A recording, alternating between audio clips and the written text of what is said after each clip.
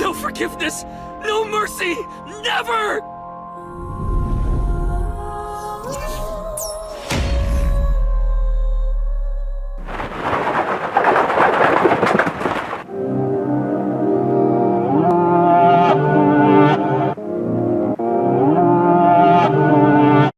Hello everybody and welcome back to some more of AI The Somnium Files Explained.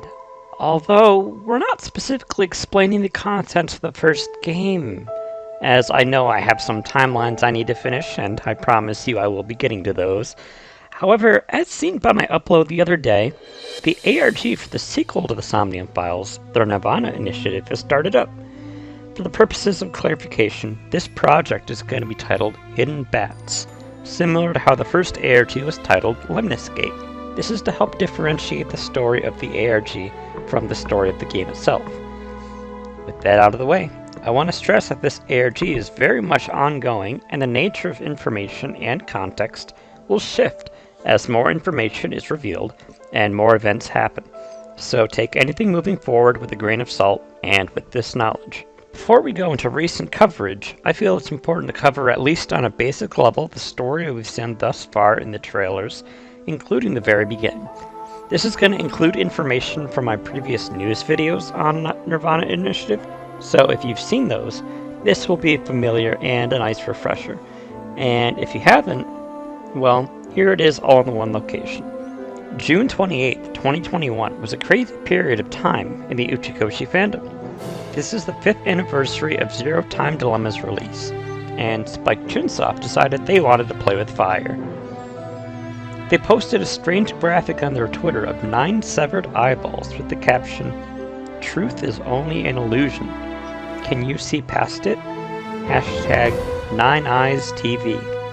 The link to their website brought players to a new subsection of the Spike Chunsoft website with those same 9 eyes floating with a bloody background. It wasn't immediately clear what this exactly was for, but the number 9 meme present hinted to players it was related in some way to Zero Escape, as 9 is what's known as an arc number for that series, a number so significant that it appears quite often. Hell, the first game of the series is dubbed 999 colloquially. 9 hours, 9 persons, 9 doors. 9 is everywhere in Zero Escape. However, since AI The Somnium Files was the last recent big solo project from this team, plenty of people, myself included, thought this was a teaser for the sequel to the Somnium Files. I mean, eyeballs are a very distinct symbol for the first game, and the word "I" is a homophone for the game title, I. Now, reflected in each of these eyeballs were 9 codes hidden behind different types of puzzles. And when solving each of the 9 puzzles, the password nirvanA Initiative is revealed. Entering the password showed a skull with a countdown across its eyes. It was counting down from 48 hours in total minutes. Now, clever internet user Benjamin Herrera on Twitter looked into the site's source code and found that the page on the website was listed as I nirvanA. Once the countdown was over, the revealed trailer for AI The Somnium Files nirvanA Initiative was showcased. The video begins with a new Spike Chunsoft logo. They tend to update these for Uchikoshi projects, like how I once had a spear impaling itself on the skull's eye, though here, the skull is cleaved into 2 different halves, as a small laugh plays in the background. And then, oh boy, we get a few bombshells.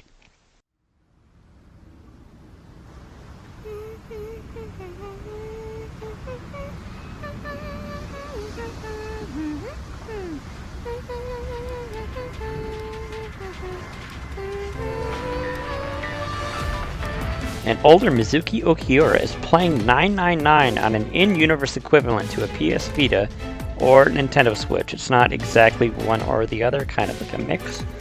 I have thoughts on this right here, but let me tell you that in a minute though. But Mizuki is humming the melody of the Invincible Rainbow Arrow song as Unary game from 999's soundtrack plays in the background. It looks as if she's just starting the game and the first escape room puzzle, although it is impossible to know if this is from her just beginning the game from scratch, or coming from having cleared one of the game's other endings.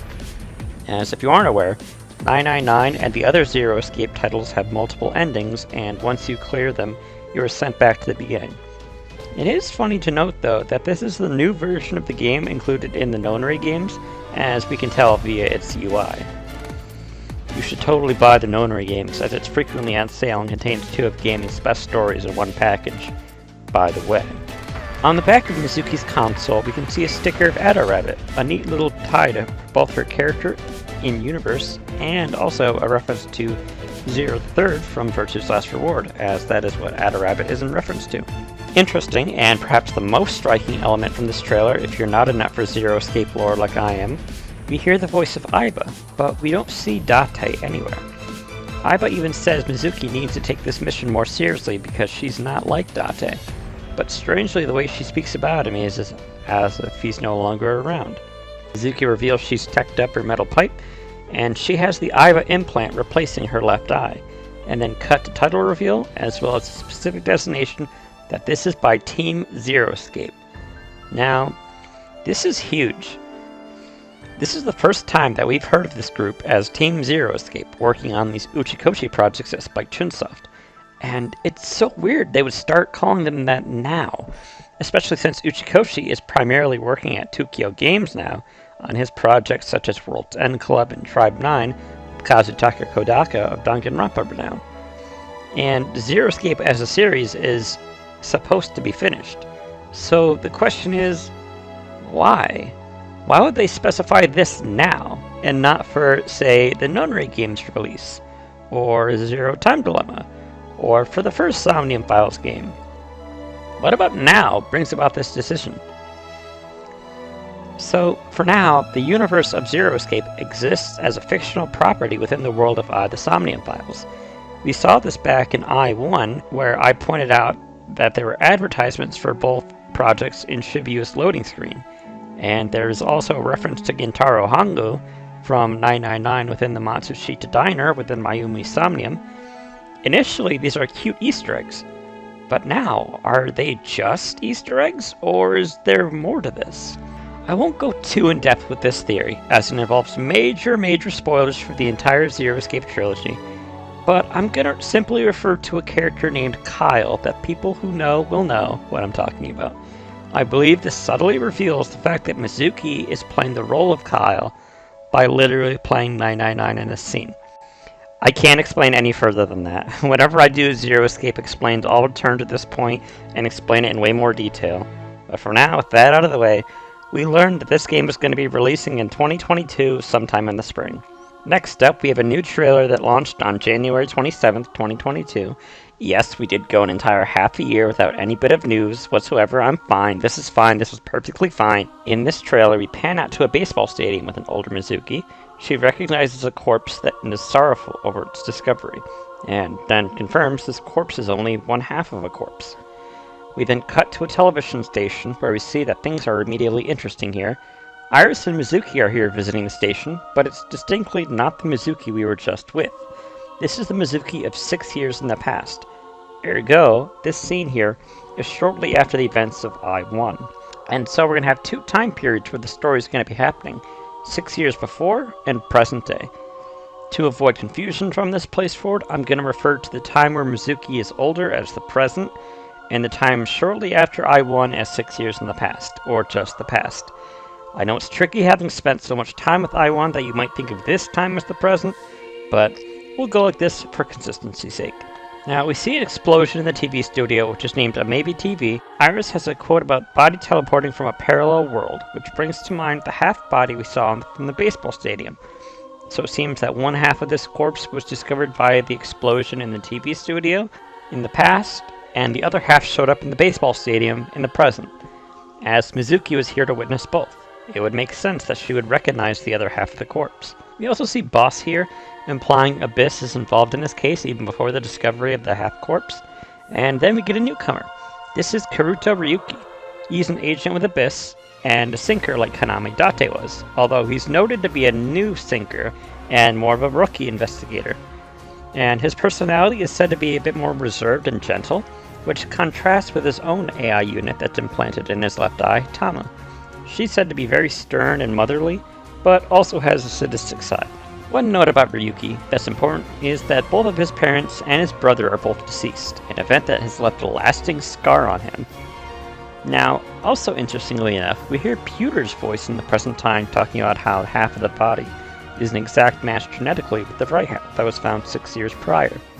Very interesting. Then there's a blink and you miss a moment where severed eyeballs are lined up in a row. Now, we can only see 7 eyes here in this shot, but it wouldn't be too far stretched to assume that there's 9 of them in total, although it's very strange that the 3 on the right here are colored with a bluish-green kind of tint. Whatever the reason, the idea of 9 eyes TV is still going to be very much important. We get some more information from Tama and Aiba discussing the discovery of the murder, as there was no evidence of the body being frozen. It was fresh on both sides, even though they were 6 years apart at the discovery. So Iris' theory of it appearing from a parallel universe might hold some water. We get some strange visuals with some distorted backgrounds. We'll come out of these later as the Hidden Bats videos, the eponym of the ARG. We'll talk more about those later though. Now here, I want you to look at this image. We have Ryuki and Mizuki as she appears in the present syncing up. Notice how Ryuki looks the same as he did 6 years ago. As we can see, the introduction is in the TV studio in the past, but this scene here is the only time in any of these trailers we see Ryuki in the present Mizuki together. That's because Ryuki's going to be one of our focal POV characters in the past, and Mizuki is going to be our focal POV character in the present. Although there are some sections later on that show we have some POV with Mizuki in the past, but we have not yet seen Ryuki in the present be a POV character. We get some more out-of-context quotes, leaning toward the idea that there being a hidden message within the Hidden Bats videos, and that deciphering it would unveil the secrets of the world. We get a visual clue to this split in time, with the text all referencing past and present coming and intersecting it together, and now we juxtapose Tama and Aiba together as they activate their Somnium scans. Here we get a look at Kaname Date, who now dons an eye patch. It's likely that the Aiba model Mizuki has is the original and not a copy made just for Mizuki. So something happened that Date is no longer with the MPD in Abyss. And boy howdy do I have thoughts on that later. I want to mention that this character is going to be important in my talks later. This is Tokiko Shigure. She works in secret and can be seen with a bodyguard and offers up very occult-esque hand signs. On March 10th, we got some new information from Famitsu, which held a secret QR code, which led to a secret video titled Fray to Free. This video is 42 seconds long and was uploaded on December 6, 2021, on a channel titled DB. Interestingly enough, DB is the alphanumeric equivalent to 42. D equals 4 and B equals 2. Also, the letters D and B are mirror images of each other, kind of like a reflection split, how we saw with the eye logo and the skull in the Spike Chunsoft logo. There are also interesting connections we'll talk about later, but another reading of this channel could reference D.B. Cooper, one of the most infamous missing person cases of all time. The video shows cryptic imagery, which was featured in the trailer, and implies hidden messages within. This style of video will continue with the other Hidden Bats videos. The Famitsu article also reveals the name of the person the corpse belonged to, Jin Furore. He is noted to being the president of an organization known as Music Food. Not really sure if that's an accurate translation, but we'll go for it for now. Next, on April 5th, came the next trailer that followed up on information brought about in Famitsu.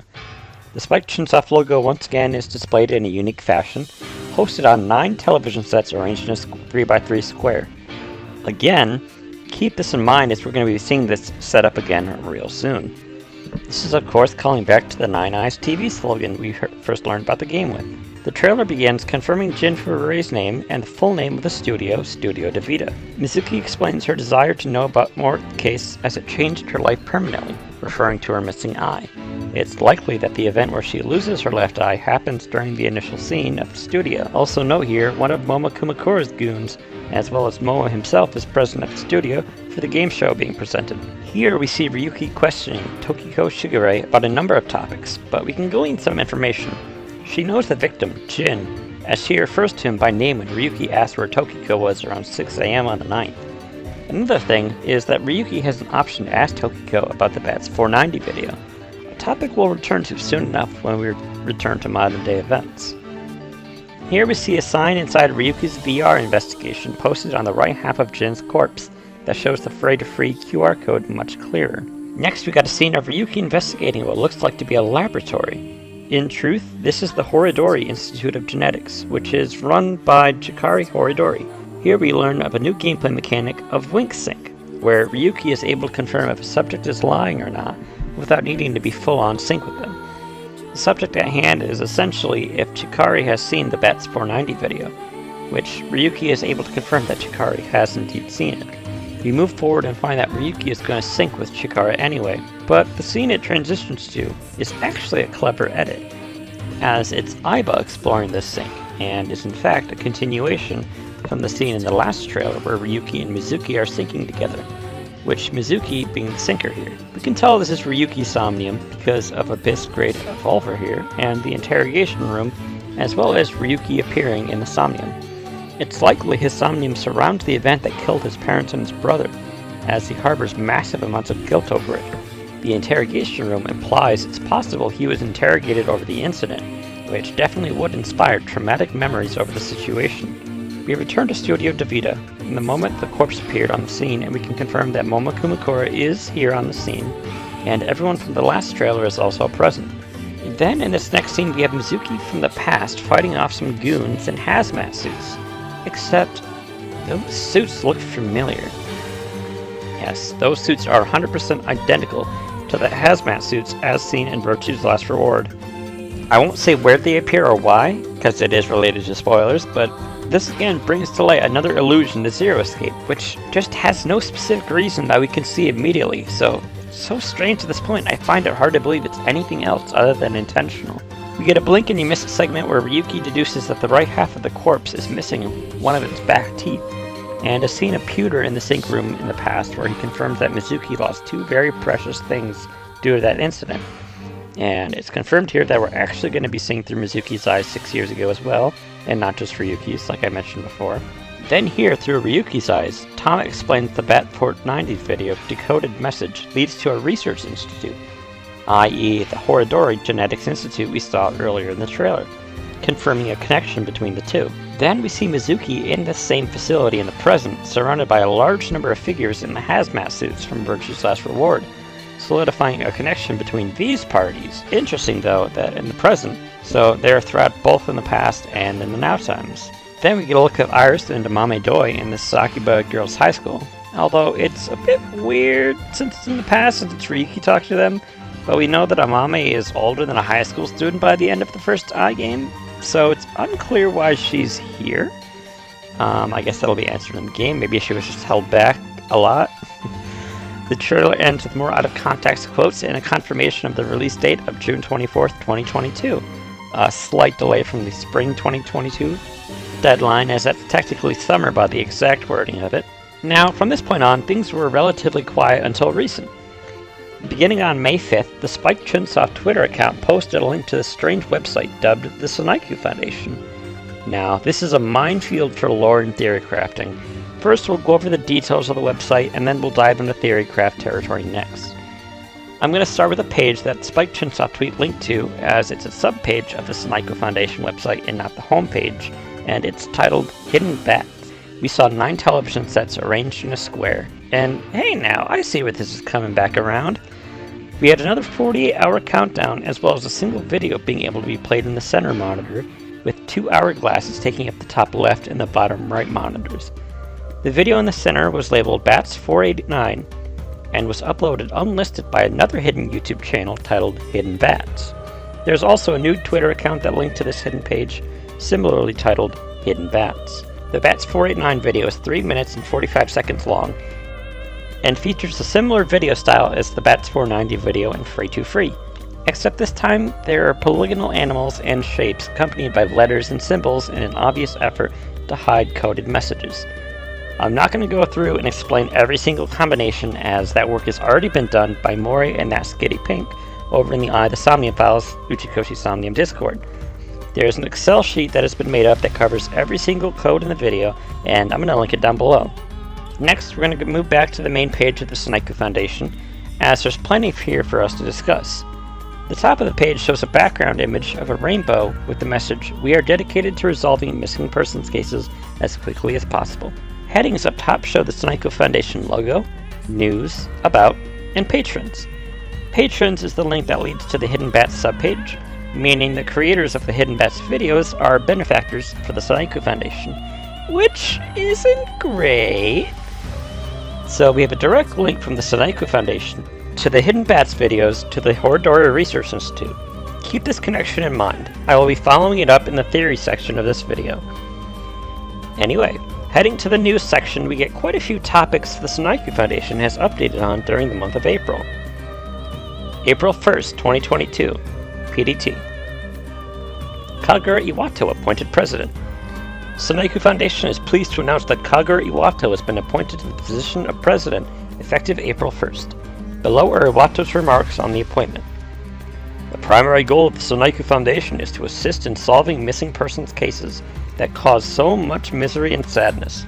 As representative of the Foundation, I intend to fulfill my duty to this noble cause. For all those who want their loved ones back in their lives, for all the missing ones who wish to return home, I will lead this foundation with the utmost effort to bring them peace. Kagura Iwato, President of the Soniku Foundation. Okay, interesting. They announced a new president on April Fools of this year. Strange choice for a date, but it is a really recent endeavor, and then we move forward. April 6th, 2022, PDT. Missing Persons Task Force established. Soniku Foundation has announced the creation of the Missing Persons Task Force effective April 7th. The Missing Persons Task Force is a specialized team within Soniku Foundation composed of former police officers who will be working around the clock to assist in the prompt resolution of cases. We at Soniku Foundation are confident that this elite task force is capable of resolving missing persons cases during the crucial initial stages. Please offer your best wishes to their success. Working with former police officers. That is interesting. Again, I'll be rounding back to this fact here in the theory section. Keep this in mind. April 13th, 2022, PDT. Missing Person A found and rescued. Earlier today, our Missing Persons Task Force found and rescued an individual who was reported missing, hereafter referred to as A to protect their identity, in the mountains of Chichibu City, Saitama Prefecture. A was delivered to the police and emergency services after their rescue. We have been told they are in good health both physically and mentally, and their family has been contacted. We are proud that our actions led to this favorable outcome. We will continue to find missing persons with renewed vigor and resolve. This is strange. They found a missing person, but won't reveal their identity. I mean, it's possible they're keeping them under the wraps to protect them from future similar cases, but it just seems fishy. But, I mean, if they contacted their parents, then I guess all the people that need to know. But we'll keep this in mind. April 19th, 2022, PDT. Disappearance of President Kagura Iwato. Soniku Foundation would like to comment on the emerging news that President Kagura Iwato has gone missing. We regretfully must confirm the reports are true. We have already filed a missing persons report to law enforcement. Our Missing Persons Task Force is coordinating with the police to aid the effort to find Iwato. If anyone has any pertinent information, no matter how minor or inconsequential it may seem, please contact the Foundation immediately. And not 3 weeks after the new president was appointed, does he too go missing. I'm starting to not like the sound of this. And finally, the most current news report as of this writing, May 6th, 2022, PDT. Disappearance of Aine Ichirai and Minato Sotabara. The Foundation has received information regarding 2 missing persons. Missing person reports have already been filed with law enforcement. The persons in question are as follows. Ms. Aine Ichirai, high school student, Saitama Prefecture. Mr. Minato Sotabara, university student, Saitama Prefecture. We at Soniku Foundation are fully cooperating with ongoing investigation into these cases. If anyone has any pertinent information, no matter how minor or inconsequential it may seem, please contact the Foundation immediately. Here we have something new. We have 2 photographs of a high school student and a university student from the Saitama Prefecture area. Aine Ichirai and Minato Sotabara. This is strange. The pictures of these characters don't match Yusuke Kozaki's style, the character designs we know from AI The Somnium Files, and the new characters we have seen so far in nirvanA Initiative. I'm not sure what this means, but fun fact, if you take the initials of these characters, AI and BS. You can use it to spell out abyss. Not sure exactly what relation that has, but it's interesting. Well, with that news out of the way, let's get to the About section. We want to eliminate the tragedy of disappearances. We want to erase the sorrow caused by disappearances. We want to eradicate the misfortune of disappearances completely from this world. We at the Saga Foundation are committed to being a beacon of light for those who are lost and those who have lost others. We are engaged day and night in search and support to bring missing persons cases to their resolutions. Now, I know they're trying to be positive and resound and strong, but erasing sorrow and eliminating tragedy are very villainous-like terms to be talking about making people happier. I mean, at least with everything else going on, it does. Now, down here are something interesting. The Saga Foundation was established October 28, 1943. This is the same day as an incident known as the Philadelphia Experiment. The Philadelphia Experiment is a little involved, so let me break it down. In 1943, an experiment was supposed to have taken place at the Philadelphia Naval Shipyard on October 28, aboard the SS Eldridge. A naval officer by the name of Carl M. Allen said he was a personal witness to the strange phenomena involved in the experiment to make the ship itself invisible, a tactic to increase their espionage and hopefully close out the Second World War. The experiment proposed the fields of electromagnetism and gravity could be bent and refracted around a physical object, in which to make that object become completely invisible. Reportedly, the ship itself had found limited success in the experiment, and the crew members reported seeing a greenish fog appear where the ship had at one point been. However, the craziest part was the Eldridge had not only vanished, but had entirely teleported away to Norfolk, Virginia, some 200 miles away from the Philadelphia Naval Shipyard, before returning about some 10 minutes later at the site it originally occupied. It was also said that the ship had teleported back approximately 10 minutes in time. Word had spread that the workers aboard the ship were frozen in place and became intangible. Some had said people had become fused to bulkheads, gone insane, and otherwise had rematerialized inside out during the act of teleportation. Now, here we have some interesting ideas being put forward. We have a supposed ability to teleport through time and space without discernible reason, physical malfunction to the human body during this happening, and halves of bodies appearing out of nowhere in a certain period of time in the past. Very, very interesting. And even more so, we have a foundation that is established on this exact same day, and if we continue down past the names, you can see that they have an American branch in Philadelphia. Other points of note here is that the chairman of the board, Hasumi Kisaragi, is a direct reference to a Japanese creepypasta that tells the story of a character named Hasumi who goes missing in a location named Kisaragi Station, so another direct allusion to missing persons cases. Everything about Saga is centered around phenomena of missing people, and going forward with that, American branch director Polly B. Polybius. Polybius is another urban legend of a mysterious arcade game known simply as Polybius that was said to be created by some high-level Men in Black types that would alter and change your brain as you played it, a la brainwashing or mind control, sort of similar in style to the Hidden Bats videos. On May 7th at 10 p.m. EST, the timer on the Hidden Bats page hit 0 and we got the next step of the ARG on our hands. The page changed and we now have some new information to work with. The two monitors with the hourglasses now contain two names that should be familiar to you now, Aine Ichirai and Binato Sotabara. These are the two students that we saw as missing on the Saga Foundation website. The top and the bottom monitors now show About and Answers. About gives us the rules of this step of the game. This is a case, a plan, an experiment. Aine Ichirai and Binato Sotabara are locked up in hidden rooms.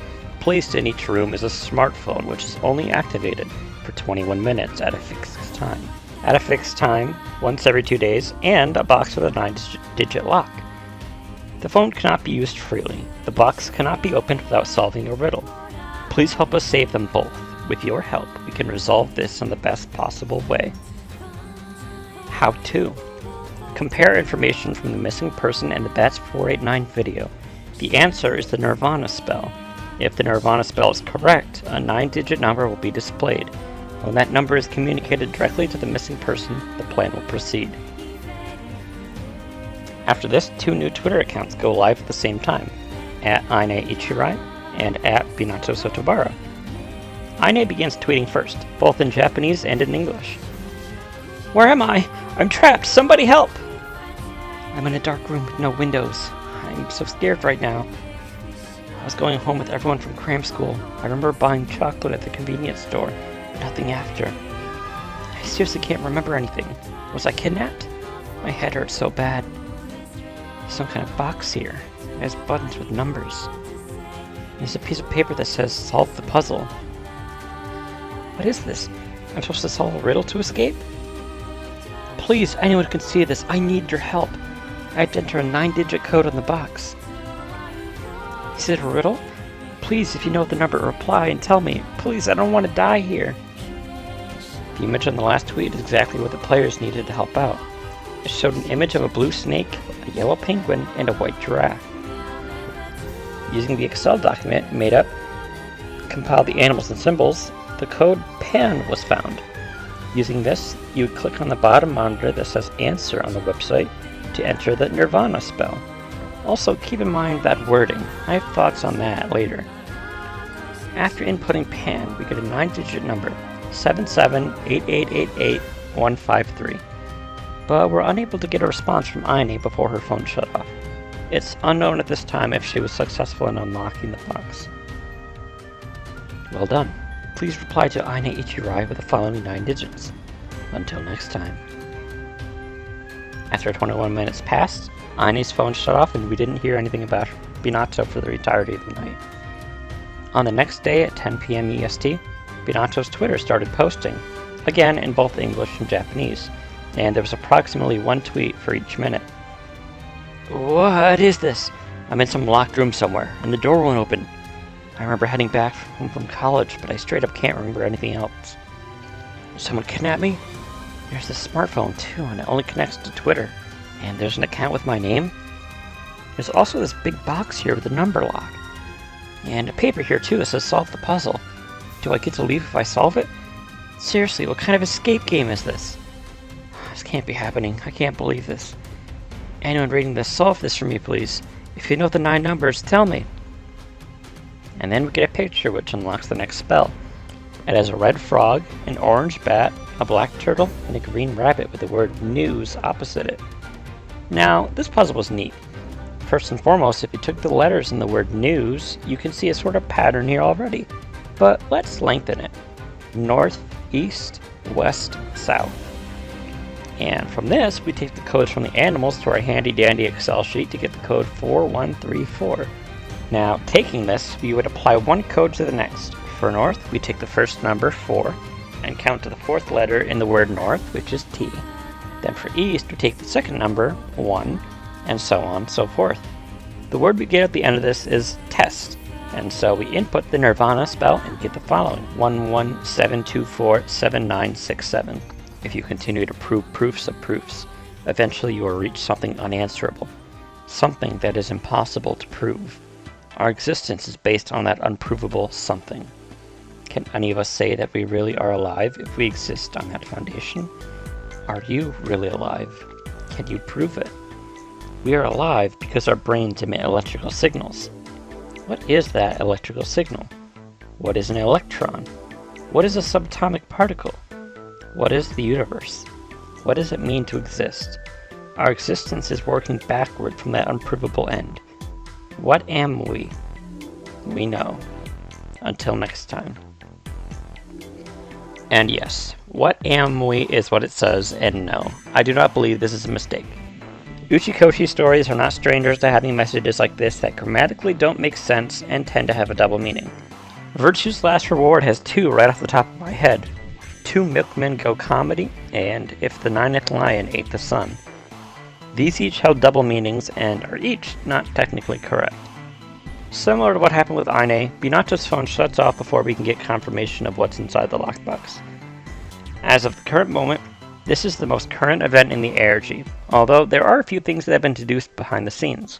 This does constitute a spoiler for events that will play out as a test version of the Sunaiku Foundation website was found, and we got a look at what all of the monitors will end up saying when they're all lit on.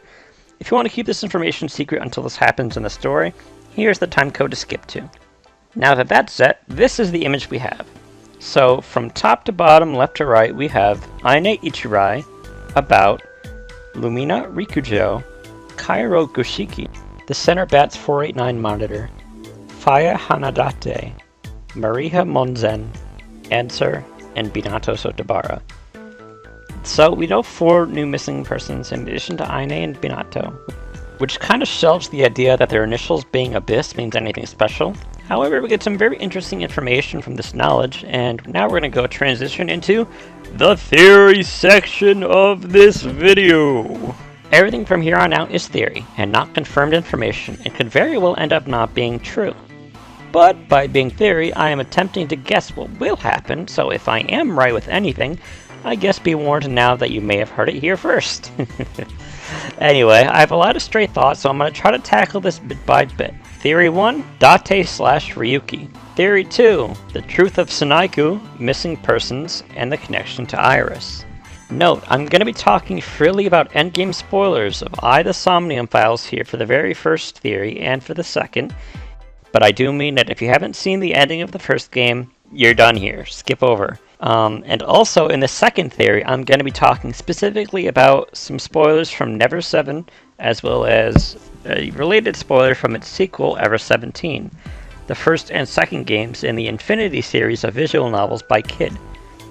What do 20-year-old visual novels have to do with AI The Somnium Files?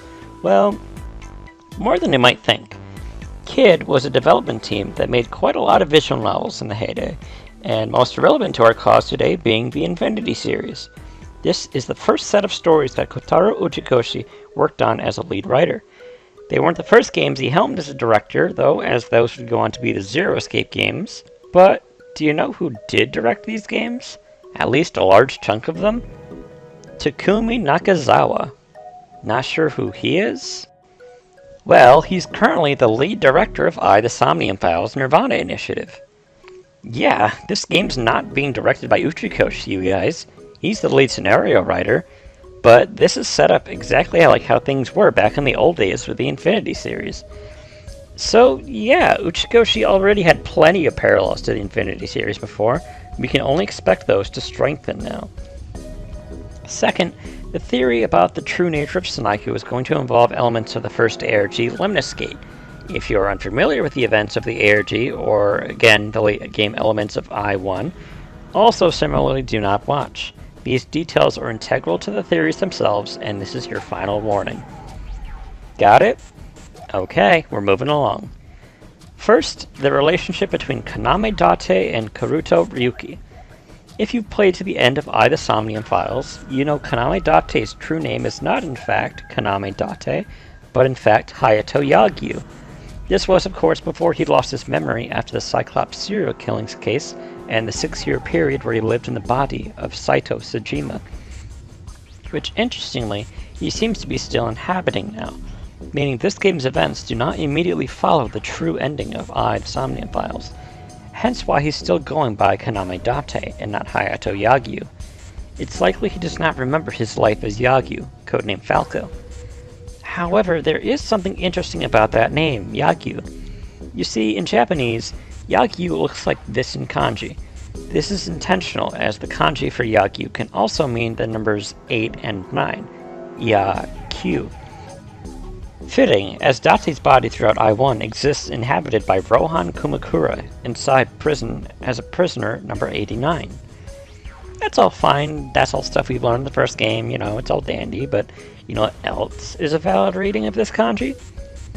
Hidden Bats over on the Somnium Files Discord pointed to a Tumblr post by Drain Bangle, who confirms an alternate reading of the kanji outside of Yagyu is Ryuki.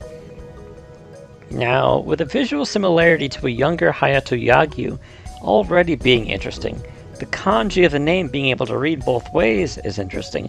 We have yet another connection in the fact that Ryuki's sprites practically one-to-one mirror Date's sprites as Date.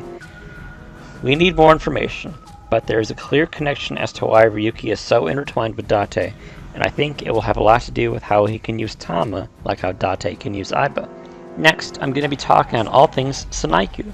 First and foremost is the smallest stuff comparably. I think it's likely that Date is working with the Sanaiku Foundation. They specify working with ex-police officers, and Date's appearance here suggests he's no longer a sinker with Abyss, and is doing his own thing without Aiba.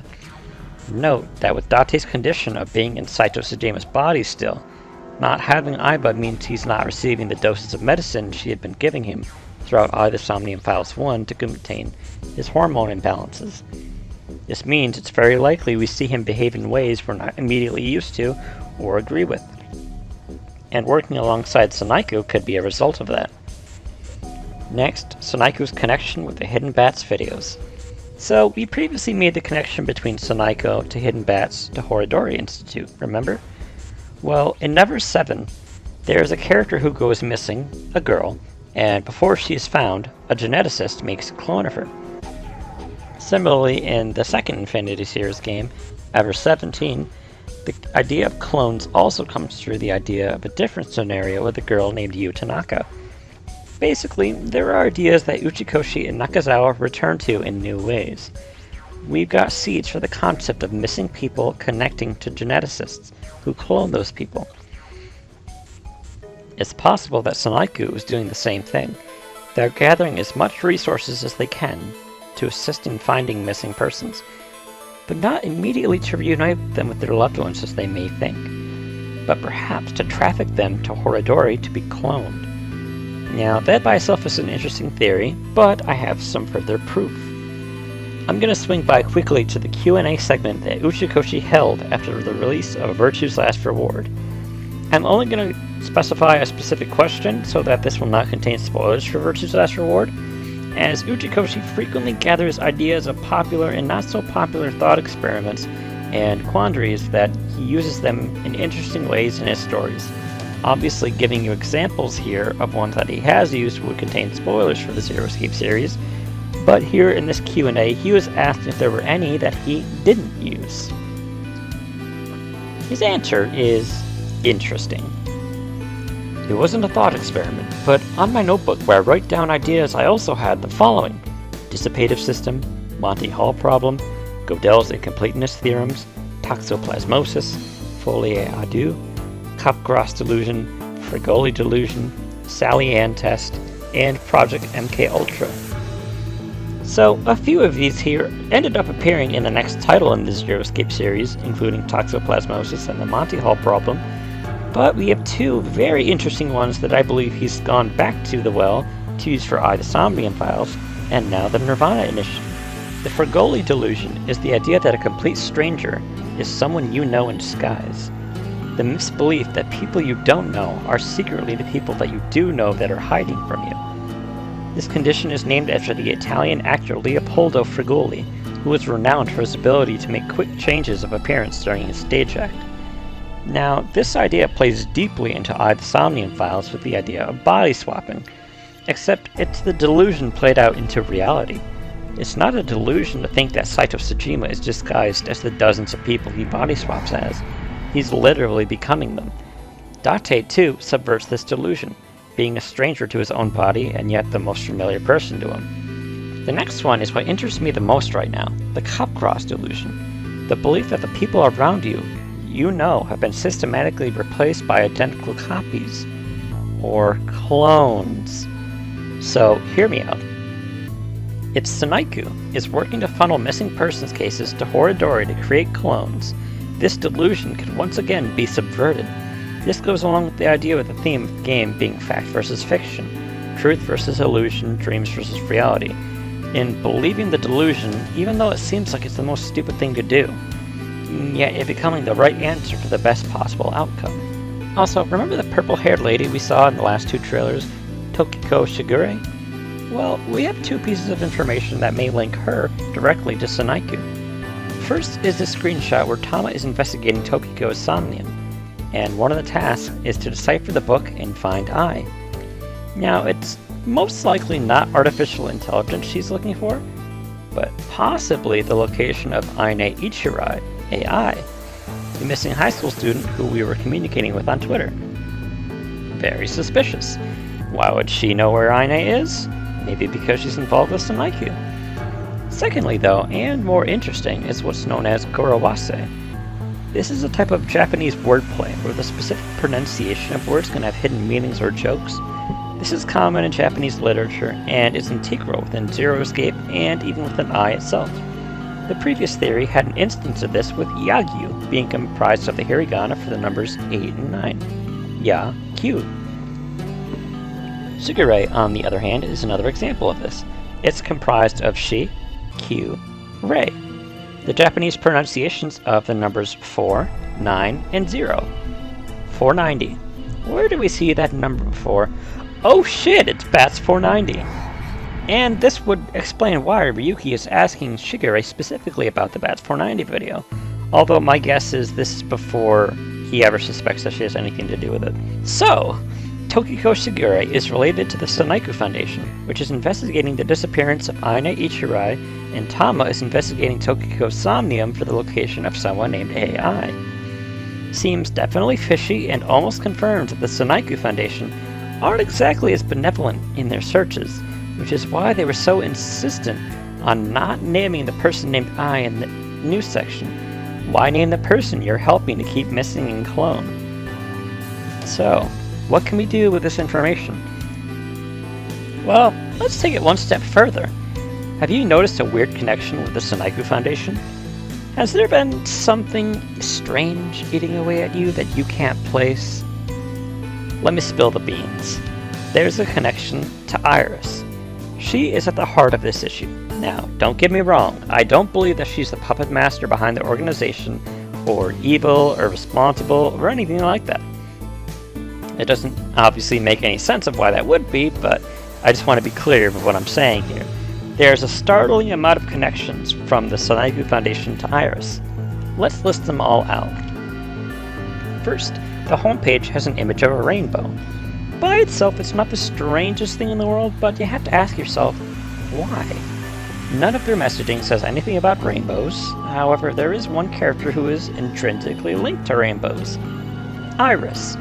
Iris is named after the Greek goddess of rainbows and is the bridge to the gods, or in our case, the bridge of the worlds to the ARG and the video game. She was the main character in the entirety of the Lemnis Gate ARG. Again, another Infinity Series allusion, as a Lemnis Gate is literally an infinity symbol, and also comes with the double meaning of all-seeing or always watching.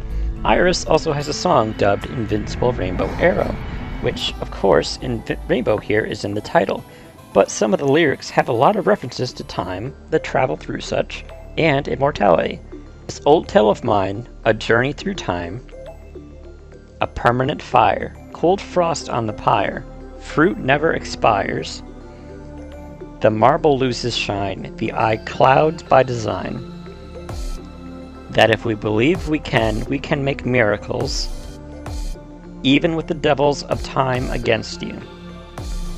Okay, so here, we have a few different lyrics that are interesting for a few different reasons. Obviously, the easiest ones to discern here are about a permanent fire, fruit that never expires, journeys through time, and mention of the devils of time. These bring to mind the ideas of eternity, permanence, and immortality, which is exactly the center of the nirvanA initiative. Nirvana in Buddhist context is a spiritual freeing from the human state of suffering and immortality and timelessness. It's the entire theme of this game. Know who else wants a freedom from emotional turmoil? The Sanaiku Foundation. They state themselves that they want to eradicate the sorrow and eliminate the tragedy of missing persons cases. It's literally the main motivation for their foundation. They are literally searching for the nirvanA initiative. The next lyric I want to look at is the one that mentions the eye clouding by design. This here is an interesting phrase. It calls to mind the idea of humanity seeing things one way by design. But the song mentions that it isn't wholly correct. It's clouded. Basically, the idea of whatever you assume true on your initial grasp isn't necessarily the truth, no matter how natural it may seem to be. Keep this thought in mind for 1 second, because I'm going to bring it up again. The last lyric, that if we believe we can make miracles, is a bit of a cliche, the whole I can do it kind of mentality, but it's also a bit of a reference to something from Never Seven's ending, if not directly meant to be. Without going into too much detail, the story of Never Seven involves a character, Makoto, going through a loop in time of about a week, and finding out that he's able to repeat events and experience premonitions of the future to try to save one of the other characters from a grisly fate by changing history. It turns out, though, that at the end of the story, the time loop as Makoto originally believed it was not entirely accurate, that he was being led to believe he could see premonitions of the future by the villain of the story. He was being deluded into thinking he could see the future. And that theorem they were testing was the ability of delusion to affect reality. That by believing Makoto could have premonitions of the future and witnessing his desire to change reality, he was able to have legitimate premonitions and change reality. He was able to manifest his desires by being deluded into thinking he could already manifest his desires. Literally believing one can make miracles allows miracles to be made in this exact manner.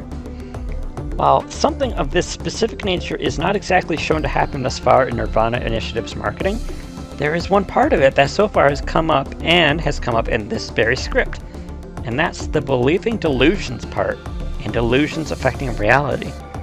I spoke earlier about how the Frigoli delusion was subverted for I-1, and how I believe the Capgras delusion was going to be subverted for the nirvanA Initiative. We, I believe, are seeing a pattern here.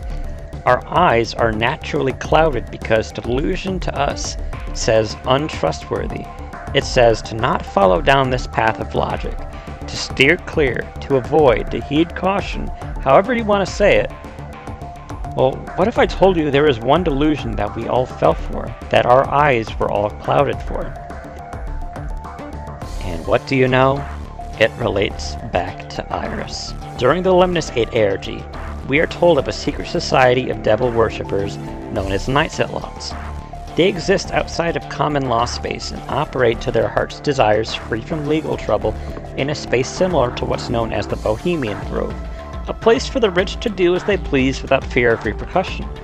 The early stages of the ARG hint towards nirvanA interference and attempts to silence and censor Iris from talking about them and revealing them to the world. But then, as events with B-Set, ergo the version of Iris that's actually Saito Sejima inside her body, take over the spotlight of the ARG, and the nirvanA's plot point is kind of hushed to the back as more pressing themes come up. Well, they crop back up in the game, but as a twist, it's revealed to be a delusion on Iris's part due to a brain tumor that she's had since she was a young girl, that her headphones were helping keep a balance on. That's it. Knights is a red herring. Just a delusion of a wacky YouTuber. That's what we thought, but I'm proposing that Knights is very much real, and is very much exact messaging we are being told again and again. Trust the delusions. Frigoli, Capgras, nirvanA. You want proof that Knights' influence is still felt in the game this far out? Let me show you proof. First, we have a tweet from Spike Chunsock that shows Ryuki at Bloom Park in the merry-go-round, where Shoko Nadami was found dead in the previous game. The caption of the tweet is, "Where it all began." Now, this tweet sounds normal, right? Well, let me tell you, this ain't even the beginning of it. So, yes, it's obvious this conclusion is that it's referencing this area where I-1 began, and Date, as a detective, began here after his case 6 years ago. However, the less obvious reference, and the infinitely more interesting one, is about Bloom Park and this specific merry-go-round. But before the events of AI The Somnium Files. This very park and this very merry-go-round appeared in the Lemnis Gate ARG, when Iris snuck into Bloom Park to talk about ghost stories. One of those ghost stories told of the disappearance of a young girl. Let's see that again. Good evening, good morning, and hello!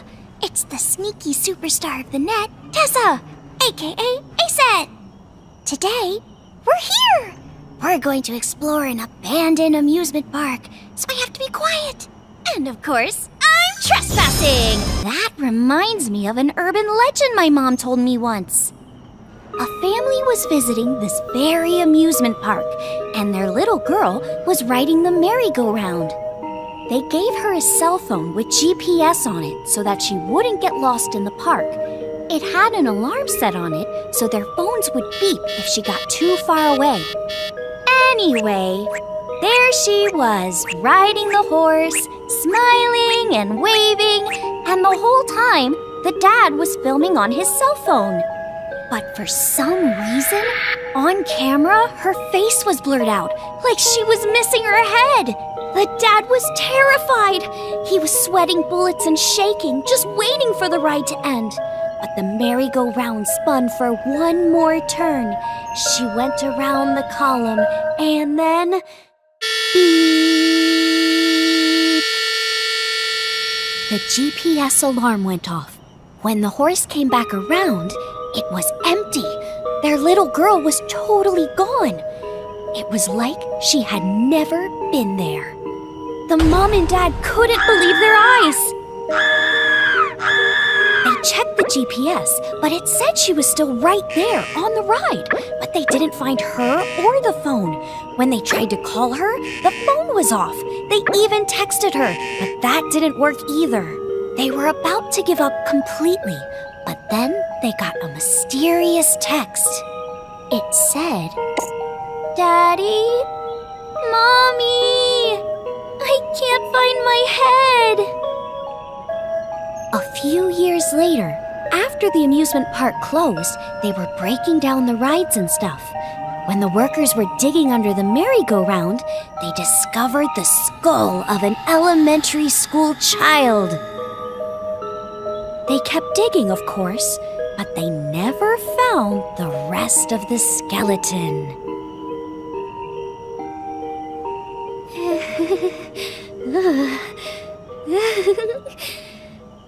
Maybe it's linked to Nizet laws. Nizet laws, or Nize, is a devil-worshipping demon cult.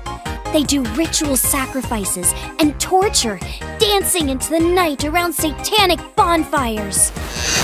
Their members are important people, like politicians, businessmen, and even though the group is so big, no one knows who their higher-ups are. No one knows who's running it. Okay, wait. Excuse me? We have to talk about this. This is the first reported instance of the half-body disappearances. No? You see that, right? A young girl completely vanishes as if she's been teleported away. Her GPS location still shows her at that same exact location, but her parents couldn't see her at all. Her head, a portion of her body, but not all of it, is found buried underground under the merry-go-round, meaning she was buried in a time before the merry-go-round was built. Her head went back in time, and it may not even been buried. It's possible it fused with the ground, similar to how the story of the Philadelphia experiment, where the sailors were said to have fused with the barges after the ship had been teleported. She could have, excuse my lack of a better word, no-clipped into the ground, and the rest of her body ended up in some other future time. Hell, maybe in nirvanA Initiative we'll see a skeletal body of a young girl who's missing a head. Plus, it's very interesting to note that a young girl carried a phone with her, and she was able to text on it. Remember how Aine and Binato were given phones that worked for a short period of time? It's possible that these phones are the key to how the modern half-body killings are happening. I mean, Jin Furure's right half was seen caught on fire. Maybe it was something to do with the phone. But you see what this means, right? Iris heard this story and broadcasted it on her YouTube channel, and it's directly after she tells the story that she talks to us for the very first time about Knights. And it's the first time that we see interruptions and interference in her video. These two events are connected. So here, I have to talk a little bit about this. During the Lemniscate ARG, it's left up to interpretation the level of censorship and interference, as it's theoretically possible, that Iris technically could have done it all in post, if we were believing the theory that Knights is not real. Or that Saito could have done it inside Tessa's body as B-set. However, thinking more on it with current context, neither of these really makes sense. Iris is a very passionate YouTuber. She's a very kind soul, and she's not the kind of person to lie for clicks or edit lies about herself. And she's also gone on record stating that she uploads videos as is. If she edited them, she would have deleted the very public video of her own death or the 6th video. Now, for Saito, what purpose would he have to censor Iris about knights? Why would he care if Iris talks about knights? He has his own fun on the channel, as B said, so I'm not negating that. But what connection does he have to knights? The answer is none. He's a separate agent. He's a separate conflict. He has zero reason to censor Iris.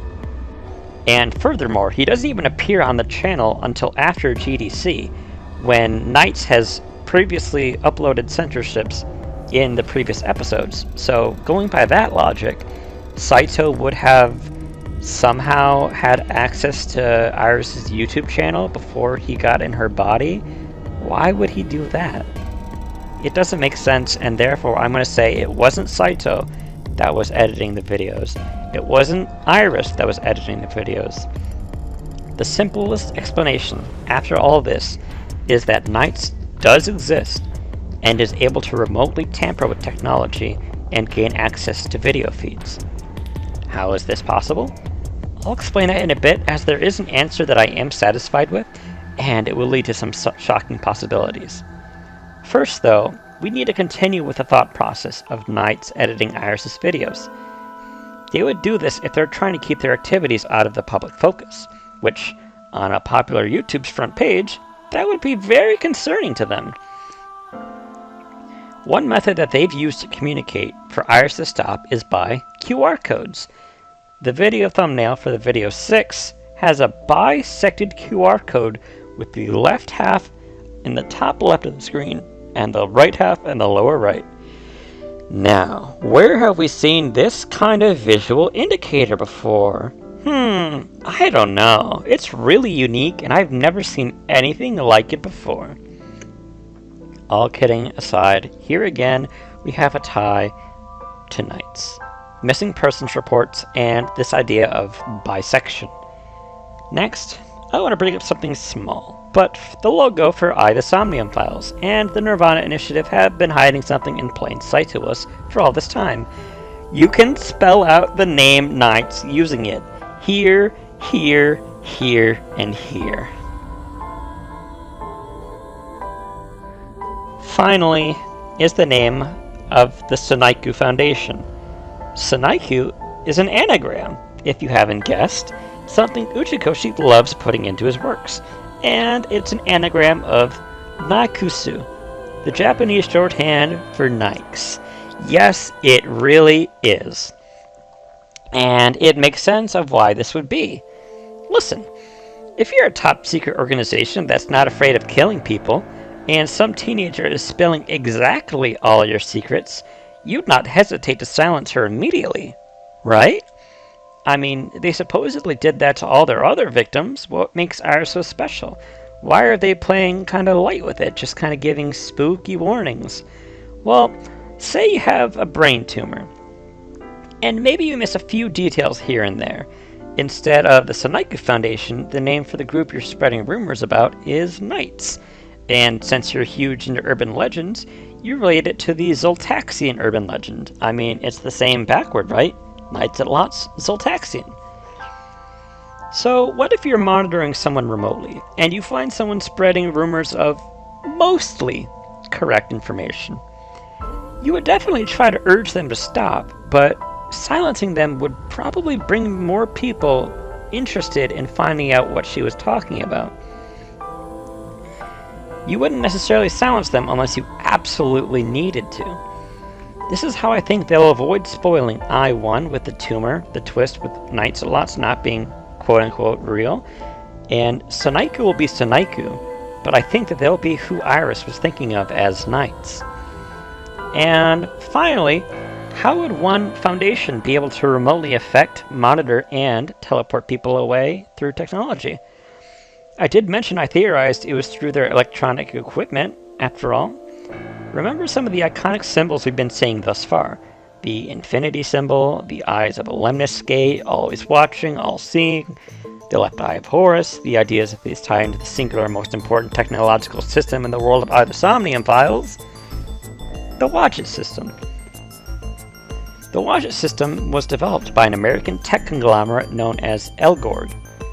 American tech conglomerate, remember, which we know Sonaiku has an American branch in Philadelphia, and thus there's a chance of them to collaborate. Now, the Wadget system has the ability to gaze into parallel universes, even if the user doesn't necessarily know that they're doing it, a la Date's ability to shift in the endgame of I-1, or how he knew about the taxi driver in a timeline he hadn't met him yet.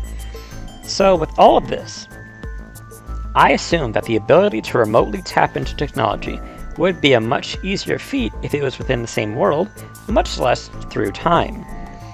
And that, my friends, is what leads me to believe that the endgame of AI The Somnium Files, the nirvanA initiative, we're going to see the Wadget system used against us.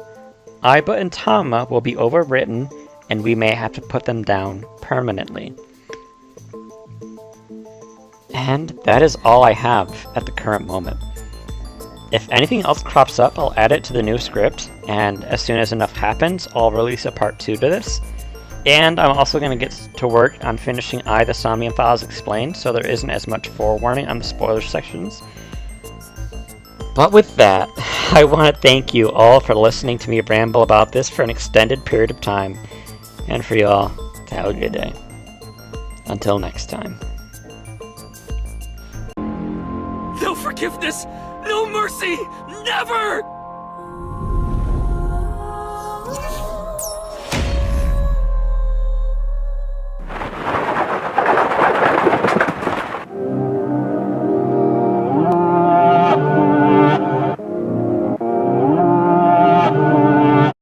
Hello everybody, and welcome back to some more Hidden Bats Explained. Last time we covered the beginning of the nirvanA Initiative media presence, as well as the introduction to the Hidden Bats Twitter account, and the game involving solving puzzles to hopefully free Aine Ichirai and Minato Sotabara. If you haven't seen that video, it'll be located in a playlist in the description. First, before we continue forward, I want to correct some information I had mentioned in the previous video that some folks have corrected me on. First and foremost, Takumi Nakazawa is not the director of AI The nirvanA Initiative.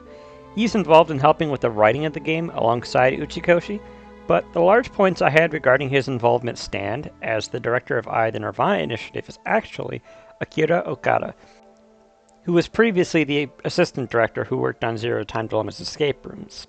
Thanks again, Alpha Cretin, for this correction. And additionally, this shot here of Mizuki talking with Peter about the 2 things she lost that day is most likely in the modern POV, and I totally glossed over this, so it makes sense that the final game is easier to read. Ryuki's POV is in the past exclusively, and Mizuki's POV is in the present exclusively. Next up on the docket, we are going to be talking tangentially about some concepts that crop up in Zero Escape as a series. So if you're still looking to get into these games blind, obviously this video may be revealing some of the elements from this series and some of the information about some of the characters as it connects to the ARG. With that covered, we're going to continue on from where we last left off, which is on May 9th, when Aine was able to access her account on Twitter for the second time. I finally got it on. Looks like I can only use the phone for 20 minutes. I never would have solved that puzzle on my own. Thank you for giving me the answer.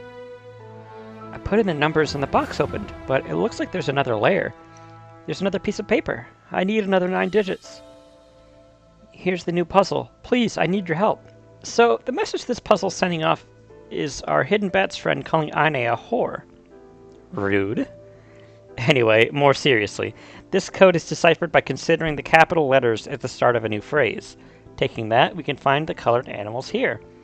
White owl, orange cat, red elephant, green owl. This gives us the nirvanA spell, cake. Interesting to note, putting this together with Aine's last spell gave us pancake. Before we put the spell in, though, we have a few more tweets from Aine. I have bread here, but it tastes awful. I feel like I'm gonna throw up. I've been sick all day. I had a nightmare. I dreamt that I was run over by a huge truck. There's someone else in the same situation as me? Minato? I wish we could work together. Now, also before we put in the spell, I need to give some praise to the players in the Uchikoshi Somnium Discord. Each time one of these puzzles comes up, we have a record-breaking times for solving these things. For all the puzzles we've gotten thus far, they've been cracked within 3 minutes of the puzzle becoming available. Now, putting into the nirvanA spell on the website, we got the following. Well done. Please reply to Aichi Inarai with the following 9 digits. 898877634. God speaks in code.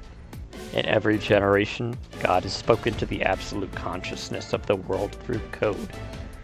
When we are able to correctly decipher the meaning of that code, we decipher the meaning of truth. I am not God. I am a mouthpiece, a doer of wills. I'm testing you all through the code that I have retrieved. Until next time. So, I'm going to tackle some of my theories in between these segments now, and here we have something very interesting. We, for the first time, have a direct speaker for the villain in this ARG, or at least antagonist, if not specifically villain. It's unknown if this speaker will be the villain in the nirvanA initiative, but it is possible. From this point, I'm going to refer to the speaker as Bats with 2 T's, as not to confuse the speaker with the name of the ARG itself. Bats here has a grandiose sense of self, and is testing the player base through codes and notes that they are receiving from messages from God. If I didn't know any better, I would say that this speaker is a religious fanatic. Some of you may have perked up upon hearing that phrase, religious fanatic, and yes, that is my current thought for this. I'll be able to explain further on. Next, on May 10th, we got the next set of tweets from Minato. It's finally turned on, and I think the phone only turns on once every 2 days for some reason. Thank you for giving me the answer. Those are the right numbers. I never would have guessed that on my own. So I got the box open, but there's another one inside, and another paper too. Looks like I need another 9-digit number. To all the smart people out there, help me out there and tell me the answer when you solve it. There's a girl named Aine locked up too? Do you think she's in the next room? I hope she makes it out. And we get the next coded message here. The animals were an easy decryption, which we got SCAP. But then we have the 2 dots on each end, which is the letter E in Morse code. So that gives us the full code ESCAPE. There is no special message from Bats, so we're going to move on to May 11th for Aine's 3rd puzzle. The numbers you gave me were right. Thank you. Inside is another box and a paper. This is the next problem. What does it represent? A signal? If you know the 9 digits, please help me. How many days has it been? I hope I can get out of here soon. I can't believe I let this happen to me, but I can't think like that now. I have to stay positive and keep trying. Is Minato okay? Thanks to all of you. If I make it out of here, I want to give you all a proper thank you. But I have been wearing the same clothes this entire time. I might need a bath first. So, this next puzzle showed 5 colored squares in sequence, and in 9 seconds, I kid you not, 9 seconds, we got the solution to this puzzle. The solution was from the Bats 489 video, where the animals of these colors appeared in that order, which gave us the spell, Shoes. In putting the spell into the page, we got a normal confirmation and a new number to give back to Aine. Next, on May 12th, Minato gave us a new series of tweets. Those were all the right numbers, you're all so smart. Looks like another puzzle. No way I can solve this myself, so whoever figures this out, please tell me the number. I feel like I'm going crazy locked up in a cell like this, but I guess that's a pretty normal reaction to have. So messed up to be a real kidnapper did this. Must be like a game to them. Is Aine out yet? Hope she's alright. What kind of girl is she anyway? Get this, the other day I had such a high fever that I swear I started hearing a girl singing, but when I pulled my earpiece against the wall, I didn't hear anything. My mind playing tricks on me? Shit, maybe I am going crazy. So, this next puzzle was a bit complex. We have 4 animals here, which translate to L, F, R, and J, and shift below. And as much as I want it to be a Zero Escape reference, and sure, it could be, but it really first means that this is a Caesar cipher, a code that is shifted forward by a number of letters. Meaning each of these letters here are going to make a word, but we have to shift the letters back by the value of the black giraffe here, which is 5, meaning that the spell then becomes game. Next, moving back over to Aine's page on May 13th, we get the following. Thank you everyone, right again. With all your help, I know I can get through this. Another note. This one says, Stalker? There are no more boxes, though. Is that the last one? There are pictures here. What? What is this? This isn't real? No way! Is that why I'm locked up in here? What does the kidnapper want with me? Get me out of here! You have to get me out! Alright, we have a new picture which says Stalker. This is our next nirvanA spell, but before we go to put that in, take note of this exchange right here. Ine received the pictures inside the box that she opened up, but has chosen not to show us, when she's been open to showing us everything else thus far. She also links these pictures as to why she was kidnapped. Keep this in mind, we'll be bringing this back up. Now we're going to enter Stalker into the field, and on the Sanaiku Foundation website, and Minato Sotabara has a burner account at Test Escape Game. When the time comes, please make sure you're well informed about the true nature of Minato Sotabara. Until next time. So, this is quite a bit. This opens up a new Twitter account comprised of the 3 nirvanA spells we've gotten from Minato, and clever players were able to find the next day's update early by combining Ine's 3 spells to find her burner account. I'll wait to talk about Ine's account though until we get there chronologically. So, Test Escape Game reveals quite a lot about Minato in the month before he was kidnapped, and, well, it's a lot. Oh, I'm definitely gonna make it past this chicken school club. She's off the menu, huh? Well, it's only a matter of time.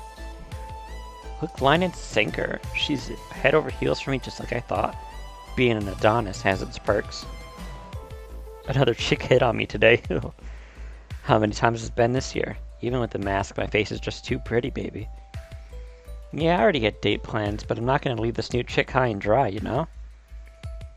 Meeting up with some CEO's wife here. I had plans to that chick from school, but whatever. I'm not gonna pass up my chance with an older one. Everyone needs something to fill the void, right? You just say the word and I'm there, just that kind. You know what? There's a reason we want something that's already taken, which is why I'm gonna hit up my modeling buddy's GF, lol. She called me bae, lol. Yeah, girl, you're totally my bae too, I just happen to have a lot of baes.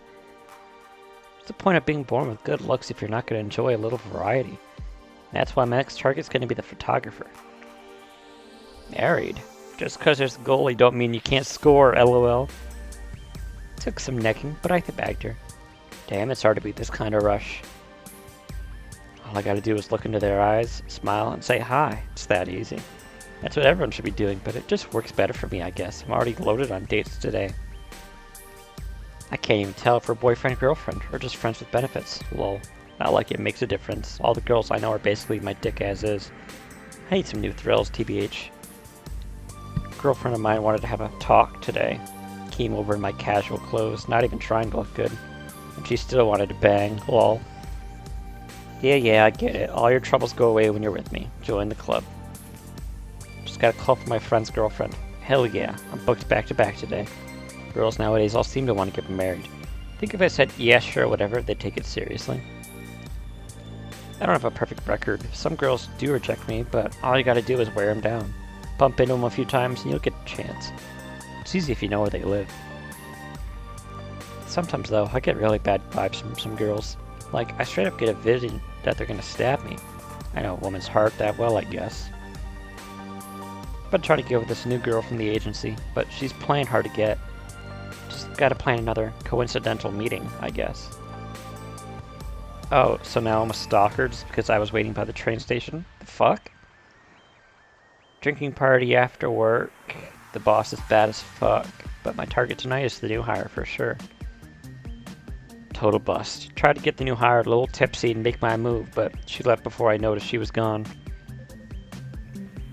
Ran into some model friends from way back, and apparently there's been a lot of stories and rumors about me floating around.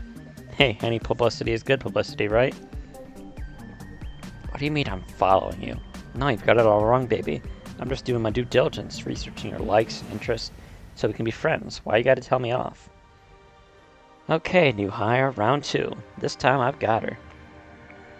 She actually ran away. What the fuck? I was being so charming the whole time and you flip out like a crazy person. Okay, is something wrong with women these days? I just got called a stalker again. Whatever, just means I have to work harder. This new hire straight up doesn't get it. Women love me, and she treats me like a criminal. Okay, no. I was only trying to clear up a misunderstanding. I know I shouldn't have come in without permission, but I wanted it to be a surprise. She said she was going to call the cops, and I freaked out. I pushed her, and she fell. I swear to God, I didn't want this place. Please, please. So, yeah, Benato's a bit of a dick, and he's also very likely responsible for the implied death of a woman. It's also interesting here that Benato is saying he's gotten visions of him being stabbed, very similar to Aine's premonition of being run over by a truck. These two here almost seem to imply that Aine and Benato are espers, or people with a sensitivity to the morphogenetic field, a field invisible to the naked eye that sometimes allows one to get premonitions or whispers from alternate timelines when they sense danger in the form of an epiphany.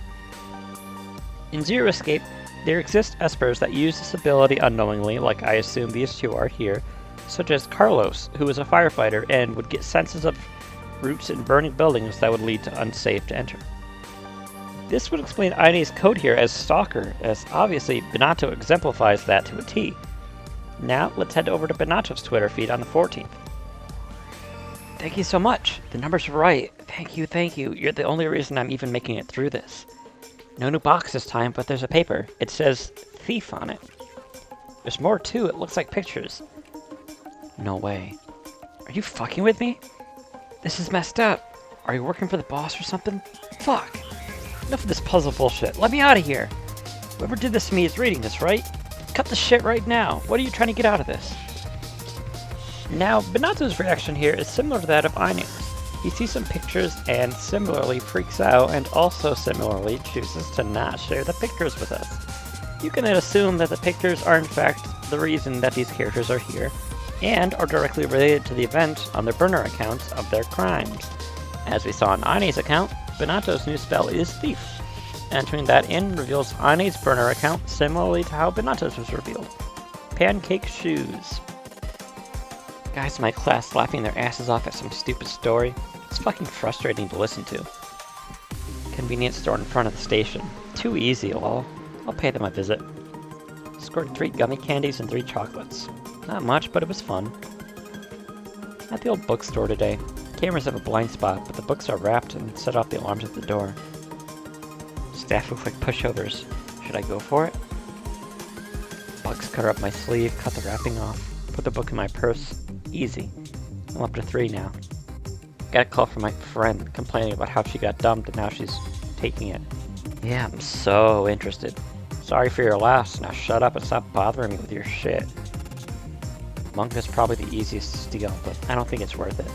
I'll try the department store next. Karaoke 5 times a week gets expensive. Well, that's what Daddy's credit cards are for. Can't stand my shitty homeroom teacher creeping on me. What the hell? Teacher's break room has pretty weak security. They all leave their bags in there. Might be a good spot. For PE, I'm going through everyone's stuff, seeing if they left anything valuable. I don't want to take everything though. That would be too obvious. 5 out of 30. Not bad. I'll check the other PE classes. A lot of clothing stores don't even have security gates. Not enough staff to watch everyone. Putting clothes in your bag in the fitting room works pretty well. I can even resell them for a profit at a flea market. Sweet. Another friend complained to me that she's losing money too fast. Nope, you're just careless. Thanks to that, you're making me richer. Strangest thing just happened. I was putting earrings in my bag at the department store, and I had a vision of myself being caught. I thought it was just instinct, but it was so vivid. What was that? There was some old lady there too, watching me like a hawk. She's either a G-man or in some trade as me. How am I gonna get out of this one? As I walked by her, I slipped a loaf of bread in her bag and shouted, "Shoplifter!" It worked perfectly, lol. I wish I could have pinned even more on her. Today's haul was 5 bags of candy. I stole a stuffed animal earlier, but looking at it again, it's not very cute. I gave it to my friend, of sorts. It's free, so no loss, even if he threw it away. I smiled at the old man behind the register, and he said he didn't even give me enough change back. He gave me even more money. Well, easy. Went to visit another friend's house. They had a house key to their meter box. Very old-fashioned. What would happen if a thief like me found it, hmm? I know this girl's gonna be doing club activities and her parents will be working late. Easy. Now I just need to not get caught. First time I visit a house, I plan on what to take. I don't want them to know I was there. Books or cosmetics, maybe. Can't be anything too obvious. Plus, if you try to sell something unique, it might get traced back to you. But if I'm going through all the trouble of getting into a house, I'd want to take something valuable. Next time, I want them to know something's been there. When I'm looking for house keys in meter boxes or under potted plants, sometimes I'll spot something really good. Water pipes I can climb up to get an open second floor window. But if I don't care about getting caught, I can always just break the window. I can get a screwdriver, hammer, duct tape, all at a hardware store. I used to get annoyed with people with backpacks on a packed train, but now I love how I can get into them easily and take anything I want. People carry tons of cash on them nowadays, but I guess that'd be to be expected from businessmen. Packed trains are still a pain, but I can't deny they're efficient. Sometimes I break into the school at night. If I get caught, I can always say I came back because I forgot something, but I never get caught. I found the answers for a quiz once. Maybe it's worth it to head back again before the midterm. Next time I'm going to intentionally let them know someone was there. I'm super nervous. I fucked up and woke whoever was inside. Good thing I had a hammer. Hit them right on the head. Don't think they saw my face. They're dead? Well, sucks for you. Oh, there you go. There's Aine and Benato for you. 2 missing people and 2 people responsible for the deaths of other and extremely devious behaviors. And the knowledge that we wouldn't want to help them if they were honest with us. So they've chosen to hide their crimes by refusing to share the pictures with us. Also, Aine here also has said that she's gotten visions. Times where she's gotten caught for her crimes, so she's been able to avoid them. Very, very, very similar to how Carlos was navigating through burning buildings by getting visions of which rooms would collapse on him or lead to places he would die. Very similar, seems more confirmation that these 2 are in fact espers. The next step takes place on the Hidden Bat's Twitter, which states that there will be an announcement regarding the futures of Benato Sotabara and Aine Ichirai on 5/15 the next night. Now, before we do mention that though, I do want to mention one thing. On May 9th, the Uchikoshi Somnium managed to find the remaining 4 people that were previously found on the Snaiku Foundation website. And by find them, I mean images of their character designs. This is similarly going to be considered spoilers, as these characters have not yet been officially revealed. So you can skip to this time code to avoid spoilers. We good? Alright. We're going to begin first with Mariha Monzen, who looks to be a shopaholic/fashionista character. She's got a lot of different bags and attires in hand. I must say, with how scheduled this ARG is going to play, we will eventually, I assume, find the burner accounts for these characters that will detail their true natures. I'm a little shocked that this person seen buying a lot isn't secretly the thief.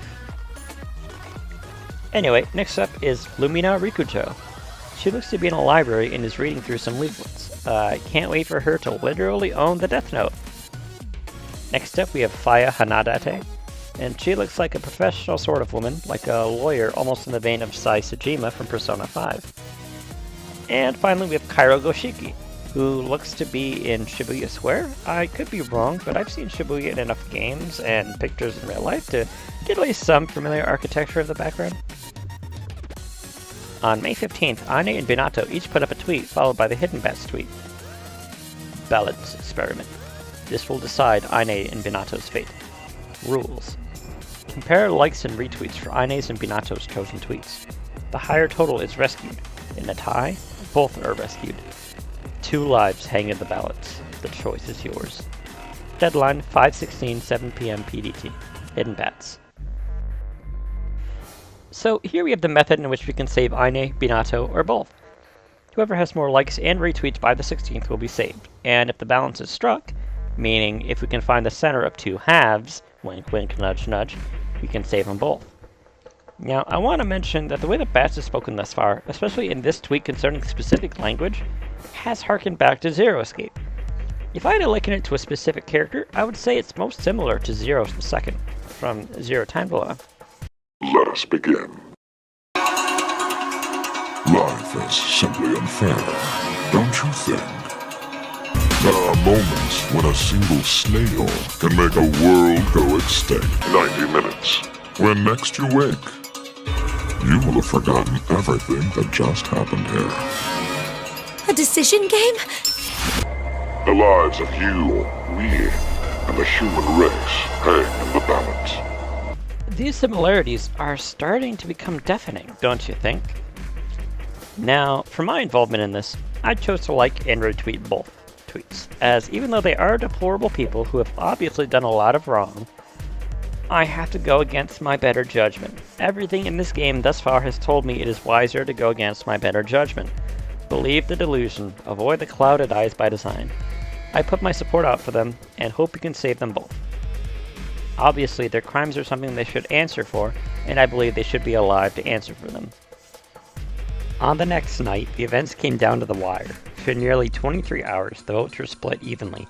It got to the point where a bot was set up in the Discord that was monitoring the difference minute by minute for an accurate reading of the votes. Now, for what happened, I feel I have to repeat a message I brought up all the way back during Ben Drown Explained.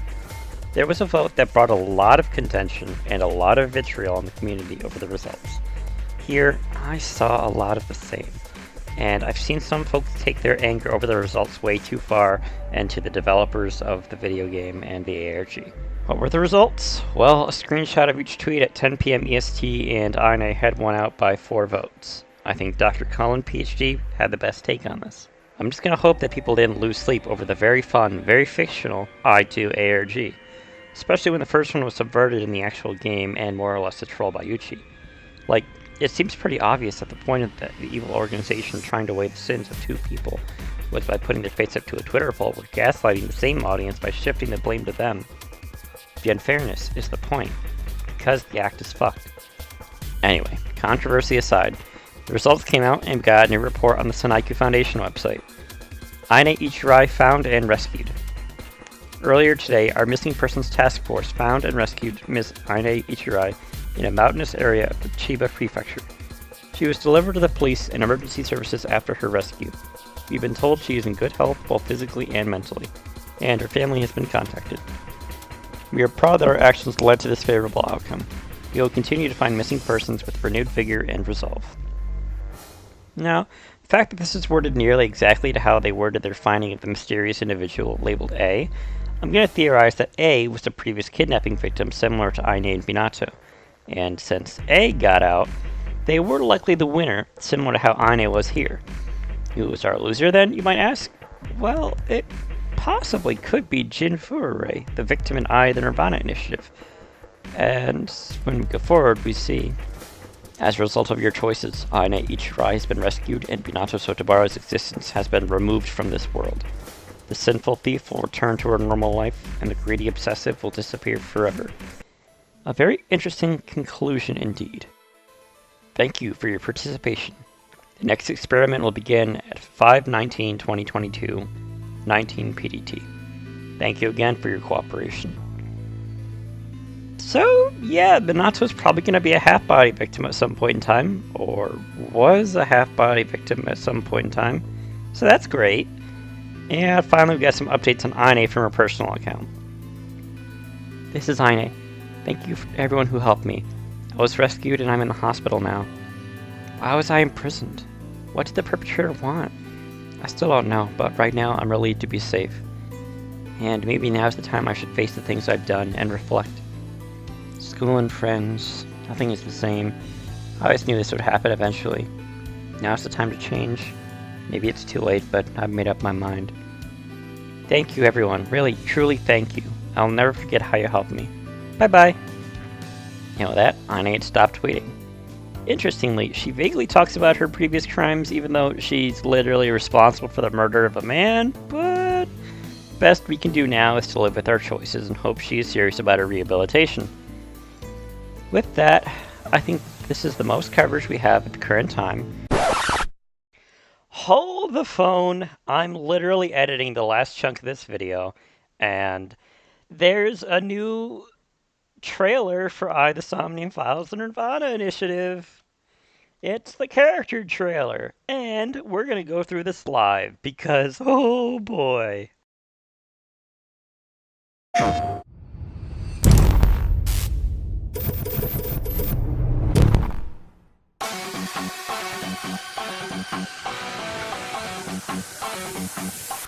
So here we have Mama from AI The Somnium Files 1. I don't believe we've seen her in any trailers thus far, so it's good to know that she'll be back. And right here we see Ryuki sitting in the Saga household with Hitomi, also confirming that she's going to be back in the game. We have Ota finally confirmed in the game. He's been missing in every trailer thus far. You wanna fight me? Bad idea. Bring it on. But it is our job to make the incomprehensible comprehensible. Calm down, Mizuki. You can use my functions. Mr. Date wouldn't want me to just give up. So I need to solve this case on my own. I can't let him down. Ryuki, I'll let you be my chair once this case is solved. This isn't something you should take on by yourself. I hope my Prince Charming will appear before me with a glass slipper someday. I've always wanted to be a pilot since I was little. It was my dream to fly through the sky. I work as a mermaid at a gaudy maid cafe called Sunfish Pocket. Would you like to see my face? Now, here's the thing with Gen. His voice reminds me of Gentaro Hongo from 999, which, if we call back to our references to Zero Escape in the first I game, there was an autograph from Gentaro Hongo in the Matsushita Diner. Gen here is a cook. He sounds like Hongo, and he's saying, "Do you want to see my face?" What? God of energy, Inti, Pachaka Max! The bat's 490 code. I solved it. Alright, here we have Tokiko Shigure, who we previously tied to the Sanaiku Foundation due to her last name being a Gorawase of 489. She's the president of Knights Outlaws Japan branch, excuse me. They're just confirming Knights is real. My theory is right. I can't. So, here's my take on this. Sanaiku is our universe's version of Knights Outlaws. And that would mean that this is why it's the Bats 489 video versus the Bats 490 video. It's just kind of like a reflection across world lines. So Knights Outlaws is 100% real. Exists in the I universe. And Sanaiku being an anagram of Knights is intentional. Which means, oh boy, things are gonna get spicy. If you want to check out the depths of my theory, you can check back on the previous video because I went pretty in deep in it. But anyway, oh, we'll continue. NICE is a perfectly legitimate ideological society.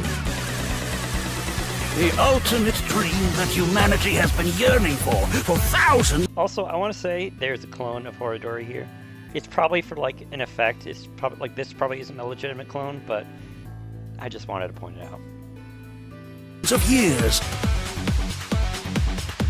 The day to take action is approaching, and I must stop the plan. There will be no turning back. Teleportation. What is that? Is it some sort of plan? Wait a minute. I'm all alone. Is that? If my precious subordinate is in trouble, I'll come flying to the rescue.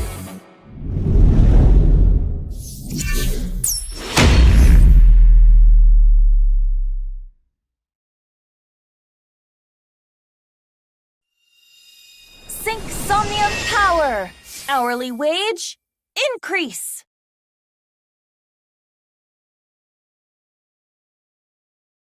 Stop wasting my time!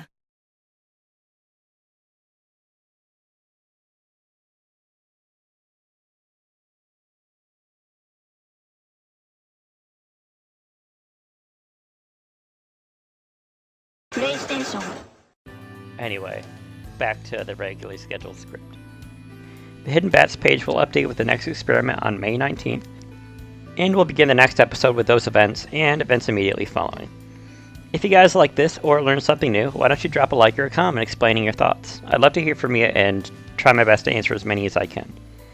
If you want other content like this, I currently am working on a script for Final Fantasy XIV, explaining the plot of that game as I have the first episode out already. I also have a script in the process for Xeno Explained, which is going to tackle the entire Xeno chronology, starting with Xenogears, which I have 2 episodes out so far. And finally, for a series to plug, I have a fan-made Zero Escape sequel web series titled For Infinity, which has a few episodes out so far. This does go into heavy spoilers for the entire Zero Escape trilogy, but I think it'll be something that fans of the series will heavily enjoy. And the next episode is going to be coming up eventually. With that, check you guys next time.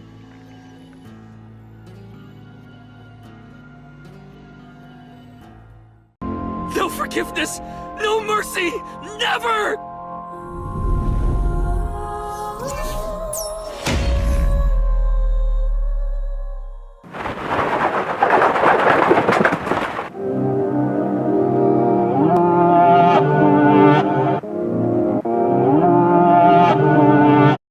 Hello everybody and welcome back to some more of Hidden Bats Explained. Last time we covered the last chunk of Aine and Binato's balance experiment, which led to the complete removal of Binato Sotabara from this world. If you want to catch up on the story so far, check out the link in the description. It'll take you to the full playlist of events. Before we begin, I want to mention one thing that's come out in the form of the game's achievements that have leaked online. I've gone back and forth on whether or not I should talk about these, and I've decided I was not going to talk about them, as they're very large spoilers for AI The nirvanA initiative in them. If they were minor, I wouldn't have as much problem making a spoiler section in this video, but the spoilers contained are major, so I don't feel like I would have a conducive discussion that isn't outright spreading of said spoilers. I want to bring it up because they are out there, and I want you to be aware and defensive if spoilers are something that you don't want to see. Following this, if you look up these spoilers, please don't spoil others. The Uchikoshi Somnium's Discord has a specific channel that you can opt into to discuss the spoilers at large, but please don't blurt out information in a server at large. This is my one request. Now, since spoilers are at large and I am aware of them, I'm going to hold back on my theorizing, as I'm not going to want stray thoughts to be misconstrued as hinting toward one thing or another in general. But with that, we're going to move forward. On May 19th, the countdown on the Sanaiku Foundation website ended, and our next 2 players were revealed, Lumina Rikujo and Mariha Monzen. There was a new page made for them on the Sanaiku Foundation website that shows that Maria and Lumina were university students in the Kanagawa Prefecture. Their accounts were discovered on Twitter, and on that same day, Mariha began tweeting. Hey, what is going on here? What is this place? It's dark, and the door won't open. Did I get kidnapped? What the hell's going on, and what is with this smartphone? Hey, if the kidnapper can read this, answer me! Last thing I remember is walking home from college. What the hell? You better not be planning something perverted. There's a box here in a spot where you put in 9 numbers? Look, there's something on the paper. I gotta solve this puzzle, but it's just animals. How the hell do you get 9 numbers from this? So for this puzzle we got 4 animals. A bat, a turtle, a cat, and a penguin. By finding this sequence inside the Bats 489 video, we got the spell pair. And with this, we got another message from our good friend Bats. In this world, unexpected glitches have occurred. For example, telepathy, to read the thoughts of others. Psychokinesis, the power to move objects with one's mind. Superhuman powers. Reincarnation. These extraordinary abilities are bugs, glitches in this world. Until next time. So, this is very interesting, and could line up for why these subjects are chosen, because they've all experienced these glitches in reality. Espers and Zero Escape would also qualify as those affected by these glitches. On the next day, Lumina begins tweeting. What is this place? It's dark. There are no windows. The door is locked. My belongings are missing. Was I kidnapped? What should I do? I can't remember anything after coming home. I have a massive headache. This smartphone is strange. It only has Twitter on it. I think there are blood stains in this room. Was someone else here before me? I'm terrified right now. I can see a large object, like a box or chest of some kind. Looks like it requires 9 numbers to open the lock. There's a note here saying I need to solve the puzzle. To anyone reading this, please help me. My name is Lumina. I've been kidnapped and forced to solve a puzzle. Do you know what this clue indicates? If you do, please give me the 9-digit solution. Blood stains in the room! Yeah, there's absolutely nothing wrong there. Nothing wrong with that. Nope. Anyway, we can assume that these two have been placed in the rooms of Aine and Binato previously, and Lumina has gotten the honor of being in Binato's room. This puzzle was interesting. It has the word angel on top with colored letters. If you substitute the colored letters into the matching colored boxes, you get the following. Red penguin, orange dog, green elephant. This translates to the nirvanA spell, set. On May 21st, Maria begins tweeting. Huge shout out to everyone who helped me with that answer. Thank you, thank you. Def needed everyone's help with that. OMG, another box inside the first box. This one has 2 puzzles? Okay, the first puzzle is this. What is this? This gives 9 more numbers somehow, right? Smart people, please answer. Are you serious? They got Lumina too? The second paper is this, and I think it means there's a button on the wall of Lumina's room and you have to work together. Okay, I'm gonna tell her. Lumi and I go way back. We were childhood friends. We don't super talk much anymore, but we're still friends. I could have sworn I just saw kids playing on a playground. Like, I was hallucinating it or seeing it or something. Is this all a dream or something, or am I like legit going crazy? So this next puzzle included an Apbash cipher. The Apbash cipher was originally made for the Hebrew alphabet, but it's easily convertible into the English language, where A equals Z, B equals Y, C equals X, etc. So we largely need to focus on the top line here, which would then translate to symmetry. Then of course we have this image. If Lumina presses the red button, drinking water is given to both of them. If Lumina presses the yellow button, drinking water is given to Lumina only. If Lumina presses the blue button, drinking water is given to Marijo only. So, we have an interesting decision coming up once Lumina takes the reins again. Speaking of, on the next day, Lumina began tweeting, "Thank you so much to the person who showed me the answer. I was able to open the box, and inside it, I discovered another box. I can only imagine what the Puppet Master is trying to accomplish here. Another piece of paper with yet another puzzle. Please help me, everyone. I can't solve it from here. I don't have the necessary information. If you know the numbers, please tell me." Wait, Mari? Mari wants me to press the red button. There are indeed buttons on the wall. That must be what she means. Are these buttons always here and I just didn't notice? When I pressed the red button, a water bottle came out of a hole in the ground. This room is so dark. I'll admit I almost pushed the wrong button, but regardless, now I have water. It looks like normal potable water. Mari and I are childhood friends from all the way back in elementary school. She's very dear to me.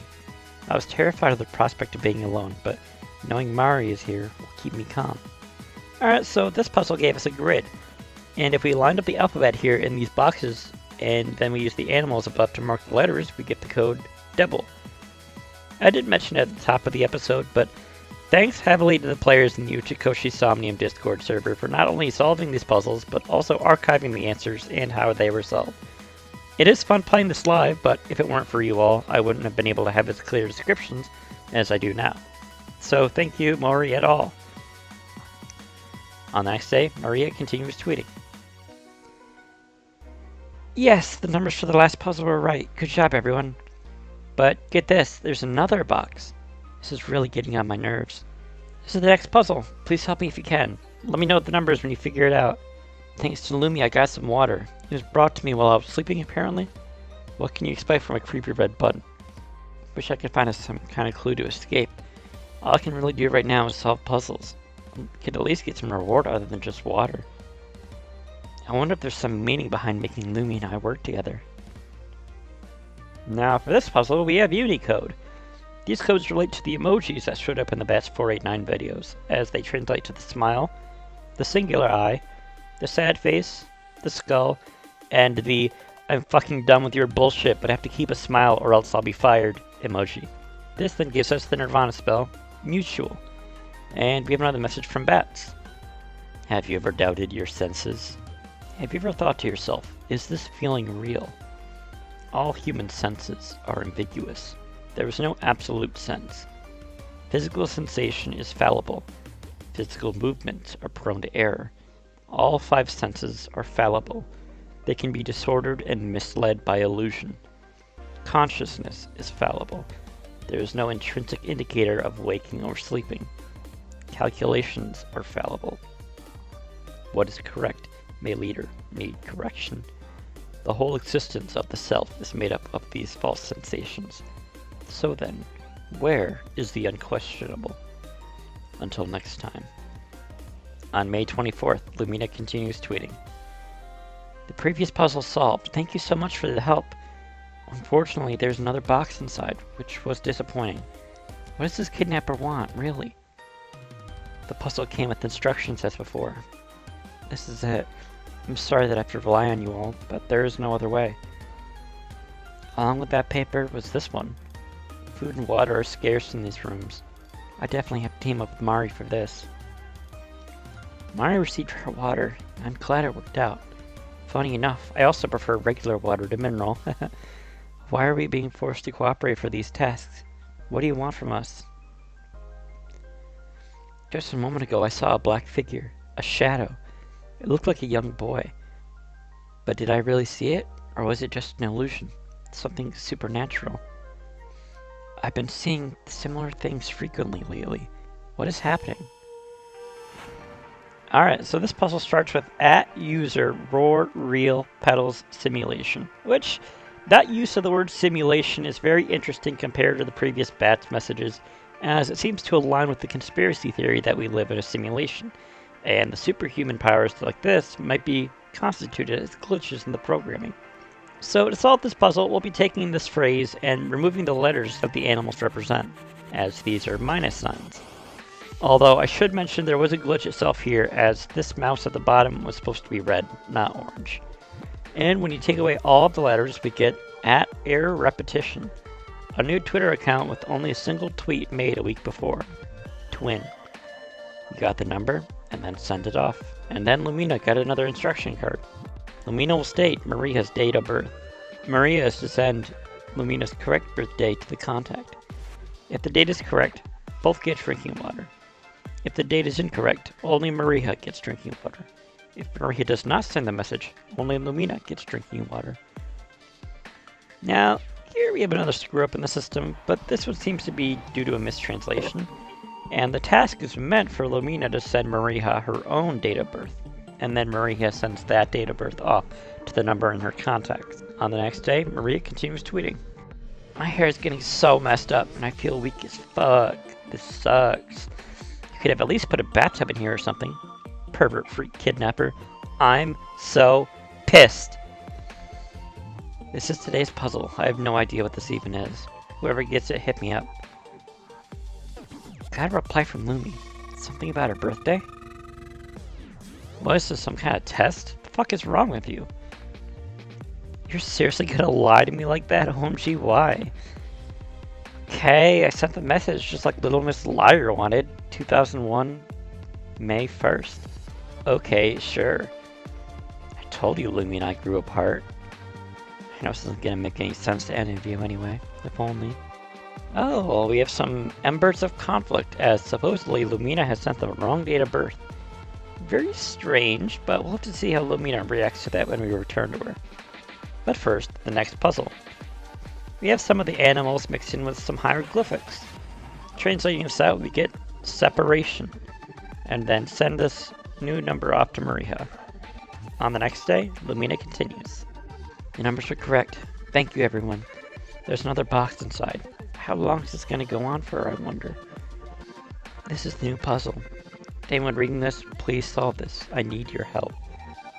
I wonder if Mary sent the message. I haven't received any water.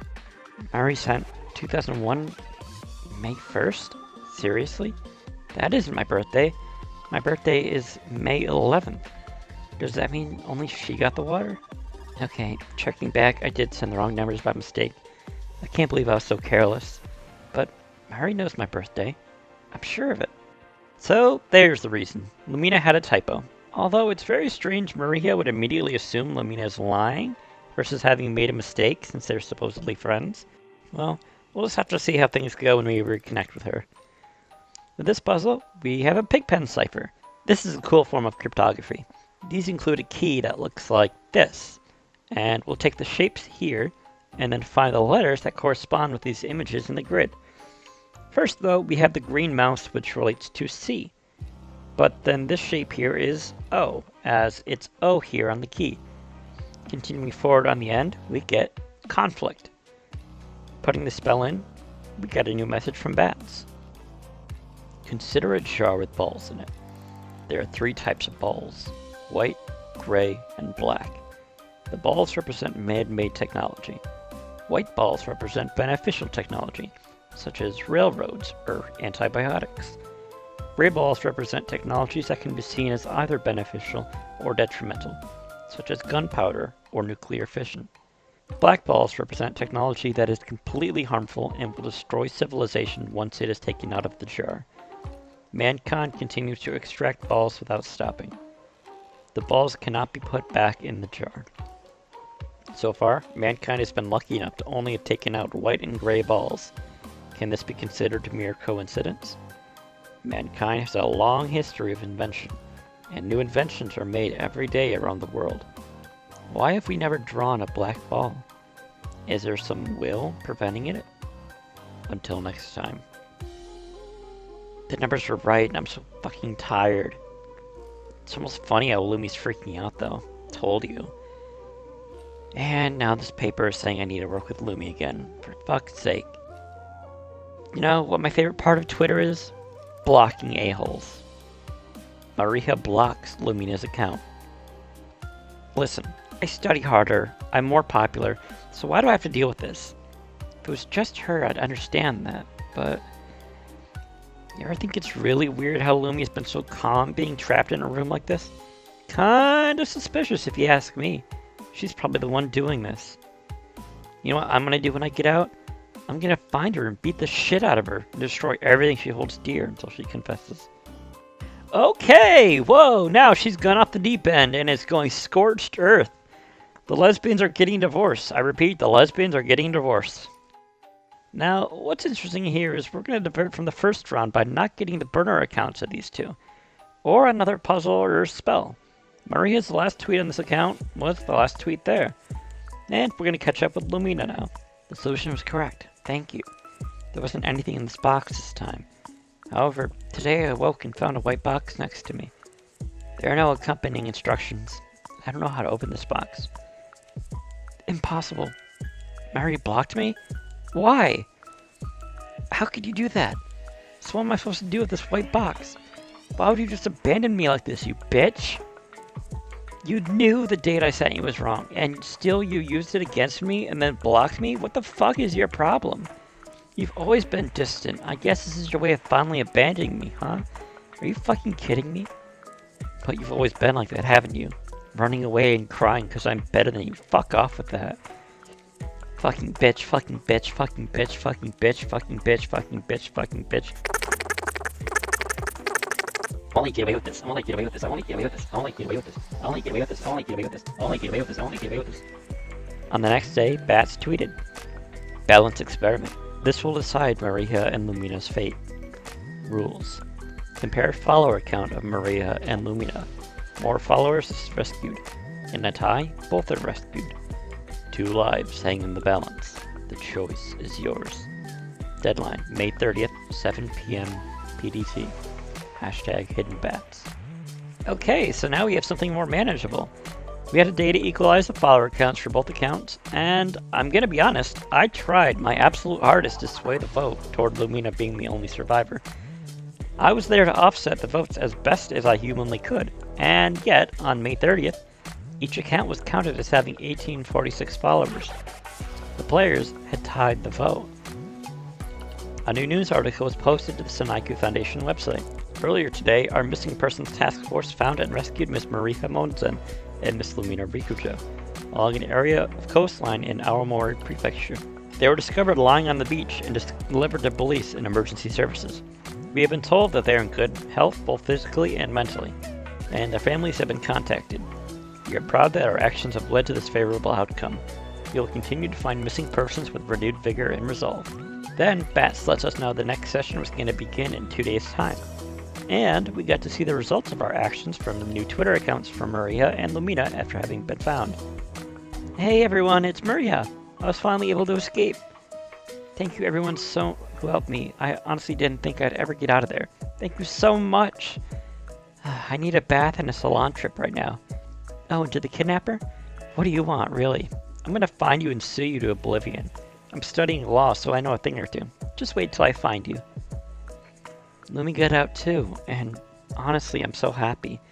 I was in such a bad mental space during all that, and I made a huge mistake. And I did something awful to you, and I'm sorry. I don't know if I'll be anytime soon, but one day, I hope we can be friends again. Anyway, it's all thanks to you that I'm fine now. Thank you, everyone! Bye for now! This is Lumina. I was able to escape with your help after just a few days of captivity. I'm so grateful. I'm with the police now. My head is still aching, but my body is unharmed, and I've calmed down now. I don't know what the kidnapper wanted in the end, but I will of course cooperate with law enforcement as much as possible. Being held captive drew emotions out of me that I'd forgotten or even there. I'm so sorry you all had to see that. I'm so relieved Mari was also rescued, but I just can't meet her right now. I'm not ready. I need to sort out my feelings first, and then maybe. Hopefully, one day we can go back to being friends. Thank you again, everyone. You supported me through that nightmare. I hope your futures are bright as well. The wedding is back on! Pop the champagne and hell to the yeah!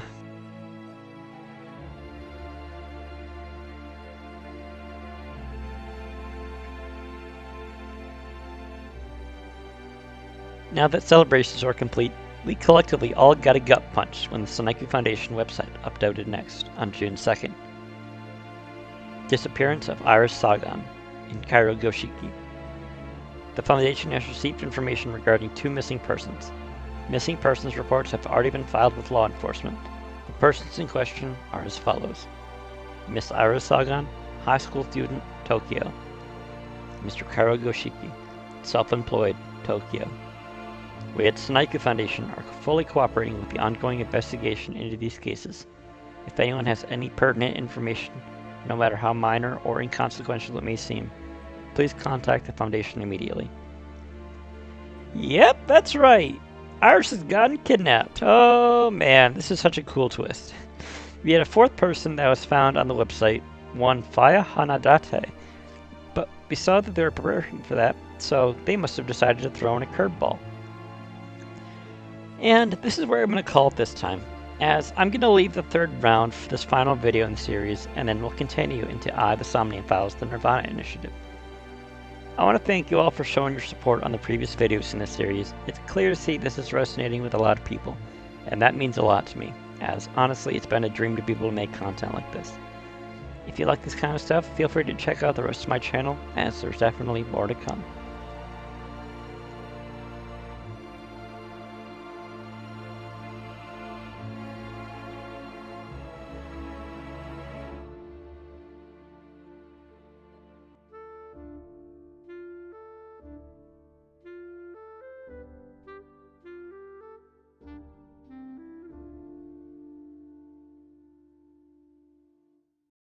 No forgiveness! No mercy! Never!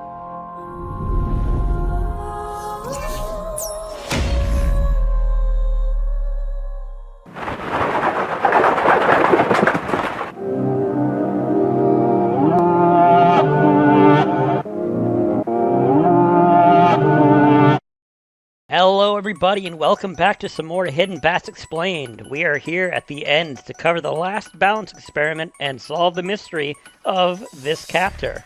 Previously we covered the experiment between Lumina Rikujo and Maria Monzen. After seeing that both of them turn on each other, the players were able to balance both of their follower counts and save the both of them. After this victory, the player base only got to celebrate for a short bit, as it was revealed the next missing person's case was tied to Iris Sagan and Cairo Goshiki. So I do want to mention that shortly before Iris was kidnapped, Ota became more active again on Twitter. So where Iris would put her commentary on the puzzles, Ota is going to take her place now that she's solving the puzzles. Iris's Twitter gets changed to more fit the format of the other victims, and she's also going to start tweeting in Japanese just like the others, further confirming that the difference between Iris and her Japanese account, acetone. Now, on June 2nd, Iris began tweeting for the first time from her new environment. Where am I? It's a dark, musty room. No way, no way. This can't be happening. Am I trapped here? How could this happen to me? I'm gonna try to calm down and think. Reciting numbers helps me calm down sometimes. I can't do it, I can't do it. Am I a missing person now? No. Am I gonna be okay? I'm not gonna die, am I? Will you all cry at my funeral? Oh, I don't want any part of that. My head hurts. Oh, alright, I can only use this phone for 21 minutes. I have to hurry. No. There's a box. It's so big. There's a 9-digit number, input screen, and a piece of paper that says to solve the riddle. Looks like I have to do this. Here's the riddle. Please help me out, everyone. Let me know if you solve it. Tell me the number. My time is almost up. Over and out. And for this puzzle, we've got a pretty involved deciphering of this grid of letters here. So for the colored animals, we have the white giraffe, blue turtle, and red giraffe in that order. The white giraffe stood in for N, which relates to nitrogen, the 7th element of the periodic table. Why specifically this, and not any other N-related phrase or word? Well, it's because the other two animals also correlate to the number 7. The blue turtle relates to the astrological symbol for Uranus, the 7th planet in our solar system, and the red giraffe relates to the number 111, which is the number 7 in binary. So if we get the idea of 3 7s, we're going to go take that number and then use it on this grid of letters. Starting from the beginning, we can take every 7th letter and we get the nirvanA spell, Nemesis. Now normally this would be a one and done thing and we move on from here, but this puzzle offers more if we decided to keep on counting each 7th letter. Now if we continue, we can get 6 new messages that are 7 letters long. Let's go through them one by one. Not this. By itself, this could be something related to Iris, specifically when the first energy Lemnis Gate deals with the potential for more than one Iris being present. This could be a reading of the Not This Iris. However, it could relate to one of the other messages we'll get to, so we'll move on. 0 SKP. So this one's a big one. Some of you may be able to guess the meaning of this one, but just in case, let's phonetically spell it out. 0 SKP. SKP. Escape. 0 escape. With how much we've gotten reference to 0 escape thus far, I'm honestly not surprised at this point. If I had to make an in-universe connection, Iris' favorite mascot is Ada-Rabbit, which is a direct reference to Zero the Third from Virtue's Last Reward, which connects to Mizuki, who owns an Ada-Rabbit, and also has the character plastered over her game console where she's playing 999. Next up, we have Shigure, which is the surname of Tokiko Shigure, the president of the Japanese branch of Knights at Lots. This would heavily relate to Iris' place in the Lemnis Gate ARG and the purple root of AI The Somnium Files. And if all this sounds crazy, well, part is and part isn't. Check out my coverage on the Lemnis Gate ARG and AI The Somnium Files down below in the description. Next up, we have ZXCVBNM, which I'm going to be honest, outside of the main meaning, I'm not sure if there's any other alternate meanings. It's the bottom row of a QWERTY keyboard, which could possibly read into this as a hidden meaning under the surface of the other letters. Maybe I could go further to say that the letters A and I both appear above this line, meaning the truth is past the illusion of these two letters, but yeah, I don't know. I feel like I'm kind of stretching. Next up is Xanon, and thank you Duolingo for helping me to understand this one before I studied up with the group on the understanding of this, as this is Japanese, specifically when written out in hiragana, means that's too bad. This is the message I think relates back to the not this message up on top. It's possible to think of this one as an answer to the first one from Bats themselves to Iris, not this. She's been captured by the organization she's been afraid of for 3 years, and finally she lets out a not this. Anything like this. And then Bats replies, that's too bad. And finally we get It's Not, or literally, A, it's not Z. What does this mean? Well, I'm not too sure. Maybe just continuing on this thread of something not being what we're expecting it to be, A is not Z. So we tweet the right numbers out to Iris, and then on the next day, Cairo begins tweeting. What the fuck is going on here? I woke up in some room. I have no idea where the fuck I am. The door won't open. Is this a hidden camera prank or some stupid meme? Was I kidnapped? I have zero clue. To be fair, there's a long list of people who might have done this to me. What's this phone, though? It turned out by itself. There's clearly some sketchy box in here, some kind of piece of paper. It says I gotta solve some riddle. Did someone smarter than my dumbass explain what the fuck this means? If I solve it, will I be let out? Must be keys in the box? Ugh, this better not be a death game, swear to God. Hey, anyone reading this, can you solve this riddle? / does it have anything to do with hands or something? Now, for this puzzle, we got an image of a hand, along with 6 animals. The animals designate which letter in the finger name to take, and the number that letter fits into the nirvanA spell, which in that case becomes Enigma. We then enter the code and then send off the message. On June 4th, Iris began tweeting again. Thank you for your help, everyone. I should have paid more attention to that creepy video back then. But anyway, thanks to your help, I got the box open. I knew it was nice. There's another box inside. Is it cursed? I'm all kinds of confused. This is the puzzle. Look, it's my account name. Can anyone figure this out, please? Oh, there's another piece of paper. Is this a QR code? It's only the left half. Can I find the other half somewhere? I feel like I'm being rushed and I can't keep up with all this. Mom, are you worried about me? Please don't be worried. I know Mr. Date and everyone is looking for me right now. I'll get out of here and see you again. Promise. I keep thinking about why I was kidnapped. Is it because I knew too much about knives and the New World Order and that's what's really going on? Or am I sacrificed to summon an ancient demon? Maybe I'm wrong. I don't know. Is this guy Mr. Kyra on the same situation? I know there's always 2. I don't recognize his name. I wonder how we're related. So, here we get the first official mention of both Hitomi and Date in this ARG outside of trailers. And the puzzle here, now say it with me, is very interesting. We got a circle with Iris' Twitter username centered inside with a Z formation. Going to Iris' Twitter profile picture, and if you click to zoom in, you can see that the image is actually different compared to the normal profile picture, as 4 animals have been hidden in the corners that get obscured when Twitter sizes the profile picture to fit in the circle.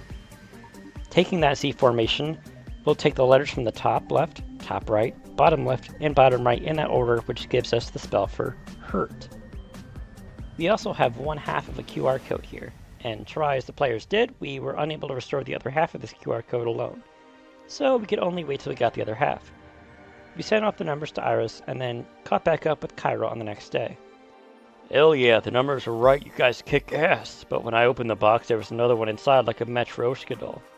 Quick fun fact, Matryoshka has come up once before in this series, and that was in the MKV video file that we got back in Lemniscate, which hinted at towards the events of ARG and Lemniscate. Interesting choice of words, Cairo. Although the name he's looking for is Matryoshka. Anyway, back to the tweets. I found another note with another riddle on it. Dude, I suck at this stuff. Did someone else figure out the answer? Check this out, time there was another piece of paper too, but it's like ripped in half or something? I don't know, that's definitely only half a barcode, the camera won't read it. I got nothing better to do, so I tried kicking on all the walls and doors and stuff as hard as I could, nothing worked. This is some bullshit, dude. I could always work on my gains, lol, but I don't think any of this food is high protein. Yo asshole, who kidnapped me? Can I get a food delivery app on this phone, please? It's not just me who's locked up. There's someone named Iris, too. I don't know who that is. Why is it us two, though? I love Cairo, just saying. Anyway, yes, we got a QR code half here, too, but it's just another left half. We don't have any full QR code yet. Now, for this puzzle, we return to a familiar set of codes scattered across various Twitter pages. By decrypting these animals we find, they use tweets of these accounts, and the profile pictures come up with the nirvanA spell of causality. And by entering this spell into the Sanaiku Foundation website, we get another message from Bats. Consider the calculation of a famous scientist. How many star systems in the universe contain planets like Earth, which can harbor living organisms? How many of those planets are home to intelligent life? There's a tremendous amount of time, a tremendous amount of history, and a tremendous amount of star systems in this universe. How many intelligent life forms are there? It would be natural to assume that at least one reached Earth. However, no clear evidence of this has ever been discovered. The Earth has never been visited by intelligent life. It is naturally improbable. What does this indicate? It is answered by one hypothesis. What could that be? Until next time. So here we get notions of the Fermi paradox, a thought experiment initially brought up by ICARUS back in the Lemniscate ARG. It supposes that if alien life exists out there, it is infinitesimally improbable we have not encountered or made contact with it. This is also tied in with the anthropic principle in reverse, which we discussed last time. On the next day, ICARUS continues her tweeting. Thank you all for solving the riddle. My icon was changed by someone else and I didn't notice. I'm scared because I feel like I'm being watched. I opened the box and found another puzzle. Look, it starts with an S. What is this? I need your help again. Let me know if you can figure out this 9 digits. Also, the right half of the QR code was in there too. I finally found it. I bet if I combine it with the other half, I can scan it. I'll try with this phone, but you all can try too. I can't do this myself. You all might find a clue to help me escape. Now, before we tackle this puzzle, I'm going to talk about the other half of the QR code we got here. By combining it with the first half we got from ICARUS, we got a hidden webpage on the Snike Foundation website. There was once a boy who loved skateboarding. He practiced skateboarding every day, and his talent blossomed at a tremendous rate. A few years later, he was selected to represent his nation as an Olympic athlete, and his ability was lauded from across the world. He continued to practice with focused determination, with high expectations from Japan and the rest of the world on his mind. And then one day, as he was riding his skateboard to the skate park. This sounds a bit unclear, but I'm going to say this applies to Cairo, that ICARUS' information here on Cairo is odd, since she doesn't seem to know Cairo personally and vice versa. But as we'll see later, Cairo's QR code is going to lead to a similar site that references ICARUS. So from this, we can take that Cairo is a skater boy. Nike said, see you later boy. Now for this puzzle, the animals here will decrypt to the path on the keyboard to follow the spell out the nirvanA spell, which in this case becomes secret. We input this code and send it up to ICARUS. On June 7th, we continue on over to Cairo's side. Y'all are 2 for 2. You're so awesome. I guess people who sound like they know what they're talking about know what they're talking about, lol. But maybe some of you are just in on it, like you're working with a kidnapper or something. Always gotta be a twist, huh? Anyway, I opened the box and there's another puzzle inside. With that, I couldn't keep me running in circles. Please guys, let me know the numbers. By the way, there's no clocks in here. Bam, the other half of the QR code right here. Check this shit out. It's gonna be rough if I can combine it with the first half. Maybe I can scan it. I had a dream yesterday that I saw a brand of beer I'd never seen before. Haven't had a drop to drink for days now, though. This next box better fucking have beer and grilled meat. No cap, I don't even care about getting out anymore. I just want some good food. Shit, I'd settle for a barbecue sauce on a plate. Ugh, I'm even laughing at myself now. I gotta be losing my fucking mind. Next up for this puzzle, we have some clocks and some penguins. The black penguins translate to the letter R, and we'll have to translate these clock hands to numbers, and then the numbers into letters. The clock's times here are 513, 513, and 205. Taking these letters out, we can construct the word remember. Now we have the second half of the QR code here. Lining these up, we get this hidden page on the Sonaiku Foundation website. There's a girl who liked dancing. Her life was with the dance, so much that she started dancing regardless of time and place. Eventually, she had a dream and a purpose. She wants to become an idol, become famous, and make my face and name known to the world. One day, when she was working part-time as a customer service. So, we can see this relates to ICARUS, as she noticeably loves dancing, and did in fact work in customer service as a mermaid at Sunfish Pocket. We'll have to see where this goes. On June 8th, we got more from ICARUS. Good evening, good morning, and hello! It's ASAT, you bet. Don't fret. I got the 9 digits right. Bingo! I'm so thankful. I'm going to throw you all a big thank you party. There's another box inside the last one, but it's smaller. There has to be a limit, right?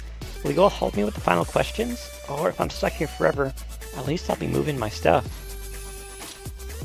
Yeah, I've been saying some pretty wacky things to myself lately. I think this is affecting me. Or was it always there? Huh? I opened the box and found this puzzle. Please help me again. Is this the URL of that foundation? There's another URL on another piece of paper. This one is cut off in the middle. Is the rest of it in the box like last time? Also, I was able to scan the QR code. Did you all see it too? I have no idea what that was all about. Did I know someone who was a skater? So we're going to take this URL and plug it in going to the 000 page, which brings us to an error message. We'll take the letters that line up with the circles in this image, and which end up being TEGATR. which we can use the animals to sort them out into the proper order, giving us the spell Target. Now, fans at this point did a quick hunch, since Zero Escape was being tossed around so much that they decided to check if there was a hidden page for 999, since there was one for 000. And sure enough, there it was on the very next day. We were able to find in the source code the word Karma, which would end up being the next nirvanA spell a whole day early. We'll wait to enter it as we meet back up with Cairo. Yo, thanks for solving the riddle. It opened the box, but there was another box of stuff, like it goes on forever. This paper this time has a website on it or something. Can you all see this? There's another paper too with another website, but it's cut in half. Is this misprinted or something like this? Or the QR code thing from before? I scanned the QR code from earlier. It's a story about a girl who liked to dance. So what? I like to dance too. I don't get it. It's upsetting me. Why show me this? What is all this? Why was I taken in the first place? So the animals here translate to comment out, which is a phrase commonly used in coding, specifically in website design, which was our key to check the site's source code, where indeed Karma was commented out.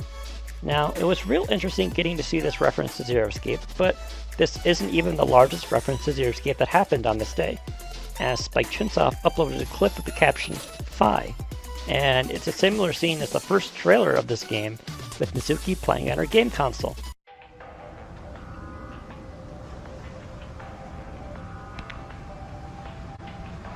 Phi is kinda like you, Iba. You both can't read the room. I am honored by the comparison. However, this time, she's playing Virtue's Last Reward, noting how Phi is similar to Iba. What's most interesting about this is that the background music is edited, as the track Placidity normally does not play in this scene here, but instead the track Sinisterness does. It is unknown if this is an error in the video editor side, or if this is meant to mean something further. And when we input the spell Karma onto the website, we got a new message from Bats. If this world is fiction, that implies there's a greater being who created it. There has been a way to contact this greater being for a long while. Prayer. In the past, there were many bugs in this world, and glitches were rampant. People prayed, reporting them to have them fixed. Their prayers were heard, the glitches corrected. Various miracles occurred all over the world. Eventually, those miracles morphed into religion and science, shapes they take to this day. If we could contact the greater being again, would it be possible to perform miracles? Until next time.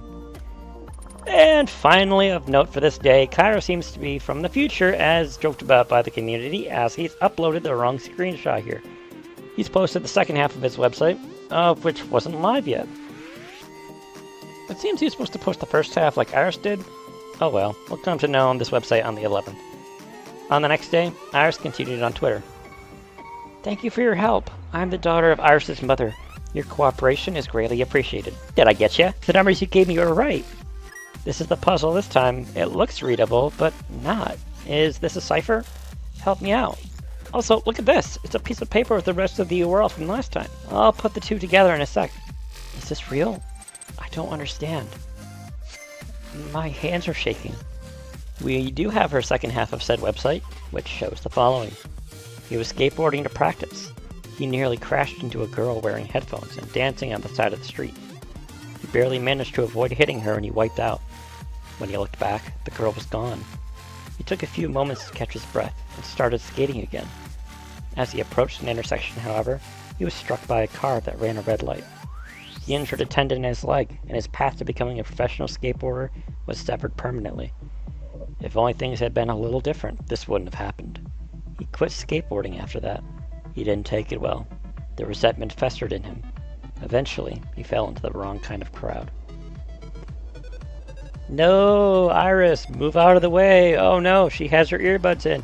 She can't hear us.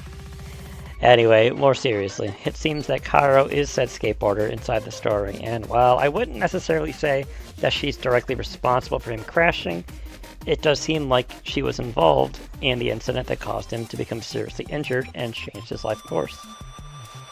The puzzle here is a little complicated. The animals here translate to Rail Fence 3.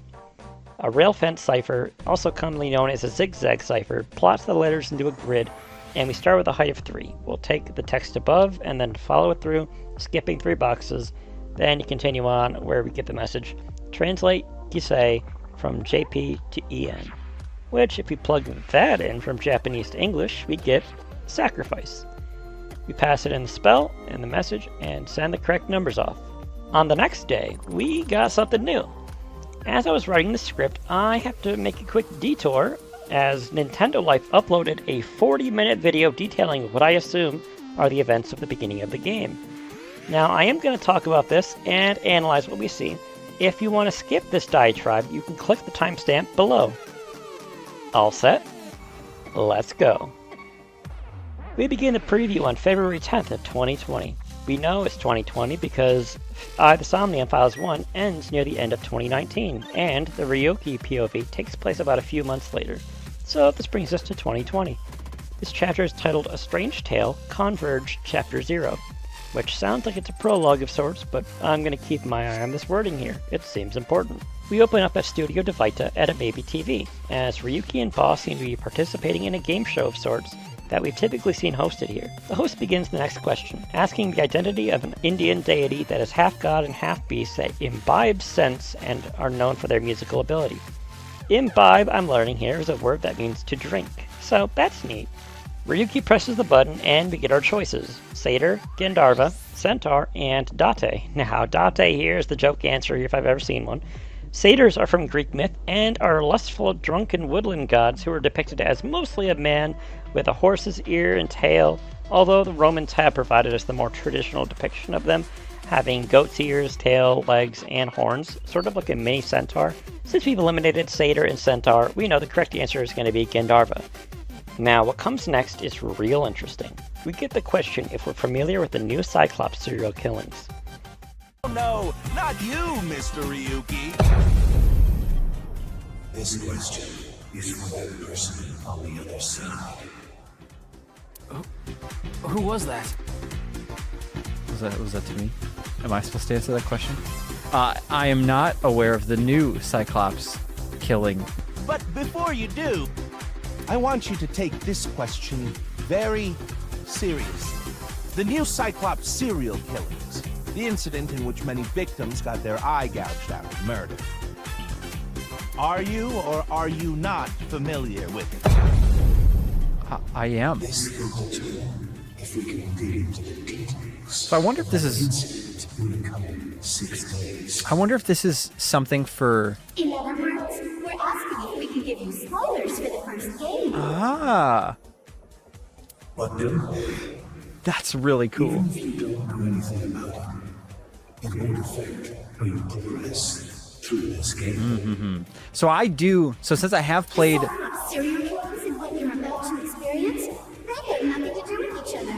Promise. The host then cuts in, almost as if through a morphogenetic field, wink wink nod nod, to say that this question isn't for Ryuki, but for us on the other side, the player.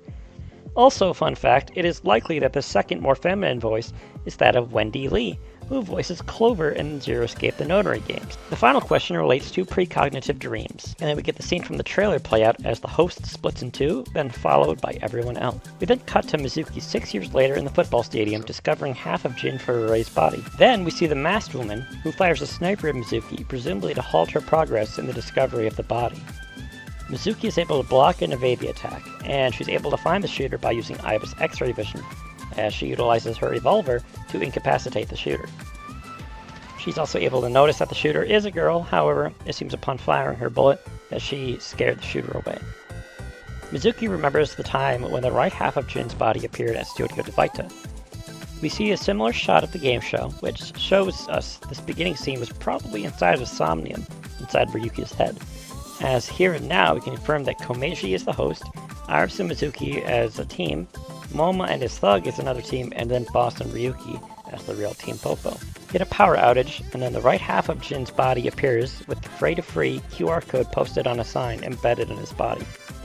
So we continue back to the present after the discovery as Iva explains to Mizuki that the HB case, a term most likely brought up by Boss, is referring to the half-body serial killing, and that the culprit is being called Terror. Then we get the scene here with Mizuki, which breaks my heart. Yeah, I thought you'd say that. Please, boss. Yeah, let Mizuki on the case. This case is... Can you not give me the puppy dog? You know I'm weak to the puppy dog eyes.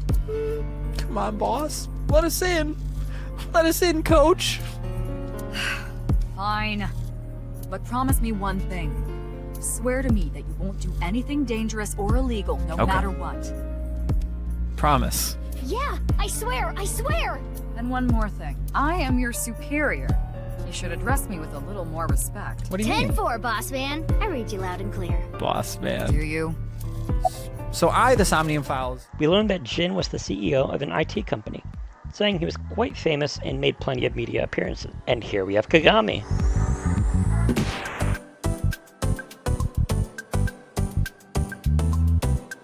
Aiba confirms Jin's time of death was about 9 hours ago. Very interesting time frame. We also learned that he was cut at a molecular level, so it wasn't a blade or a laser that cut Jin's body. We learned that Jin's body was not frozen, and he does not have a twin brother. There are other theories Aiba completely shuts down, such as the left half being alive still, and the halves matching perfectly to one another. We then cut ahead to the investigation 6 years ago as Ryuki, as he investigates the right half of Jin's body as police are on the scene. Next, we go back to the present where Mizuki ends up with Ryuki, again who looks the same as he did 6 years ago. Very interesting, very interesting. We see that he is absolutely hammered, and Mizuki tries to sync with Ryuki to heal his trauma. So here we see the interrogation room that we assumed was attributed to Ryuki previously, most likely due to the incident that took the life of his parents and his brother. What you see here is Aiba sits down at the interrogation table that we have a chance to branch off to one of two paths. Asking him about the HB case and appealing to his emotions seem to be the serious choices here. We hear a reverse sync as Ryuki's subconscious attempts to take over. So we seem to be Ryuki sinking into Mizuki's somnium while she is in his somnium. We are 2 layers deep, it seems. We see that as we cut ahead, we're going to be going back and forth from Mizuki's mind to Ryuki's. Here, something related to shadow traits needs to be broken in order for Aiba to move forward. And here we see by shadow trait, it's a literal, as this final Ryuki here is said to not have a shadow and acts differently to the other ones we've seen thus far. We see a police ID and before the cathedral continues to collapse and nearly crushes Ryuki. Then a mysterious figure approaches. And with that, we finish up the end of the gameplay preview, and now we'll return to the timeline proper of Hidden Bats. On June 11th, we continue on with Cairo. Yo, it's me again. The numbers are right. Thanks. Like last time, it was another box. But I picked it up and shook it, and I think it's gotta be the last one. And as usual, there's a riddle in there. It's like a code or something. I have no idea what it is. Help me, everyone. And also, it came with another piece of paper. That's like the other half of the website URL from before. Is this true? Did this really happen? Even if it's fake, it doesn't feel right. I got a bad feeling about this. My instincts are on point. I think I know what this is about. Okay, so a few things here. First, for the puzzle, we have a long string of text here with colored animals. Now, the black giraffe is a little separated here from the others, so we'll consider that separate. It translates to the number 5. And the other animals translate to El Takis, which, when reversed, is Scytail. This is another form of cipher. This one is going to be plug and decode kind of cipher, but we'll use that 5 from the giraffe to set the carats per lap. Although we also have to reverse the string backwards too. So after retyping that and entering it in, we get between black cat and white bat, which correlates to the letters in between those two animals inside the Bats 489 video, which when read out backwards become fate. Plugging that spell in, we get a short message from Bats. When you are dreaming, the nature of your dream seems perfectly real. Only when you wake up do you realize it was just a dream. What if this world is the same? What if we are all sleeping through a long dream? Until next time. Now we come to his half of the website, which is now finally live. I'm gonna say though, this page does contain spoilers for AI The Somnium Files. I'm gonna say, if you've not fully completed the pink or the resolution route of AI The Somnium Files, skip ahead to this timecode, as this message is gonna spoil a major part of that route. If you've been following along in my AI The Somnium Files Explained series, I have not yet covered that route, and this is gonna spoil that major point. So if your experience so far of I1 is only from my Explained series, head to this timecode here. All set? Alright, moving forward. She was working part-time in customer service. There is this one customer with a bad attitude. He would often come in for no other reason than to run his mouth. There was a small tumor in her brain. It was a benign, slow-growing tumor. However, the cigarettes the customer smoked contained an illegal carcinogen that promoted the growth of cancer cells. The secondhand smoke and the stress caused the tumor to progress rapidly. Eventually, her brain tumor became malignant. If only things had been a little different, this wouldn't have happened. Before she knew it, the tumor had reached grade 4, the worst stage. She suddenly collapsed at school. The doctor gave her 1 year to live. Yeah, so that's a thing. We're getting some connective tissue here that Cairo is responsible for the acceleration of Iris's tumor, and the tumor itself being present here could imply which timeline we're following off of. All said, I'm very interested to see where this goes. On the next day, we continue with Iris on Twitter. Since Spike Chunsoft is insisting we continue with this plot thread in a very public ARG, I'm gonna issue a second warning. This is the very same major spoiler from the endgame of AI The Somnium Files. The numbers were correct. I don't know how you knew all about that, Mr. Kidnapper, but that's not what's important right now. Paper from inside the box. Is this true? I remember this. I remember him. He always talked to me, like he specifically requested me, and he always smoked no matter how many times I said not to. This is Cairo's fault. Do you all even realize? Do you realize how many nights I stayed up late crying, trying to think of what I was going to tell my mom? That doesn't really matter, does it? I'm to blame too. I was some stupid little girl and I shattered your dreams. What do I do now? I don't know anymore. And on that piece of paper, we see the following. Cairo's cigarette smoking contributed to Iris's brain tumor growing beyond control. And then, on the next day, Cairo begins tweeting. The numbers were right. It all makes sense now. I knew I was right. I found this piece of paper. Told me everything I needed to know. Iris fucking Saga. Fuck, it's all her fucking fault. It's her fucking fault, everything I went through. All the shit I had to deal with, having my dream ripped away. It's her fault. But I guess it's kind of funny, ain't it? I got my payback on her without even realizing it.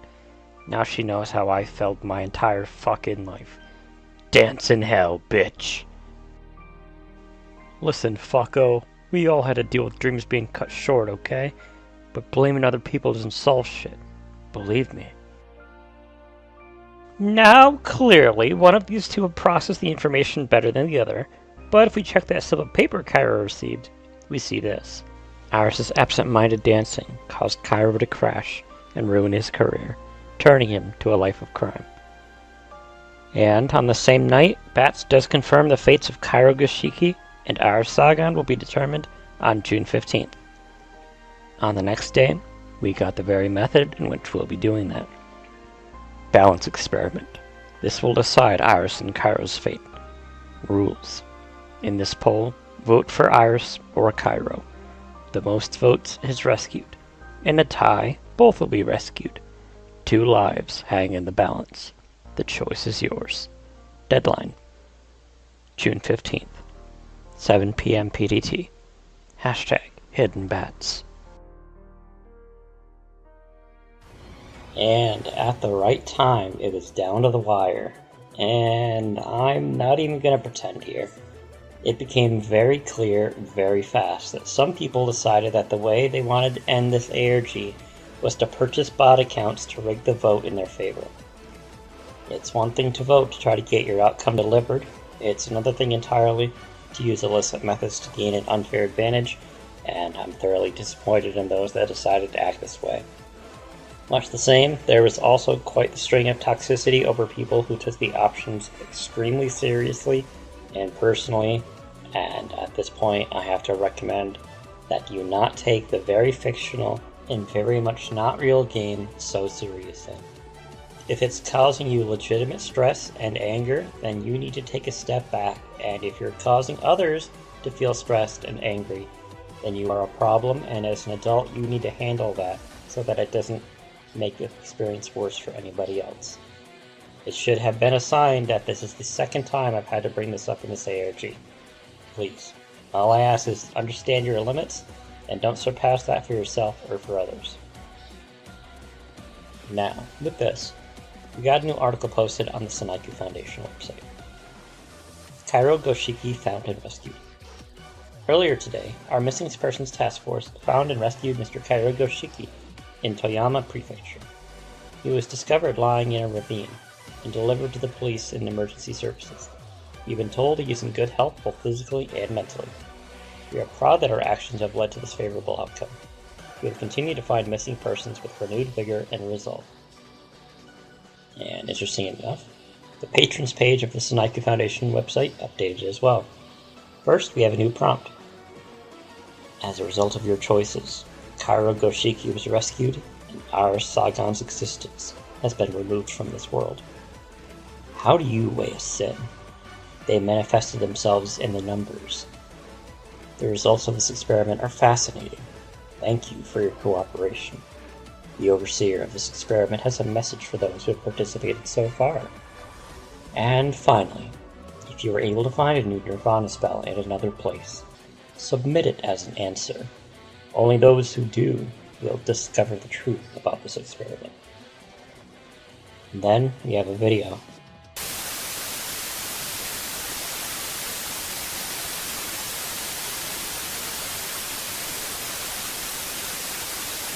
We're living in a simulation, a false world.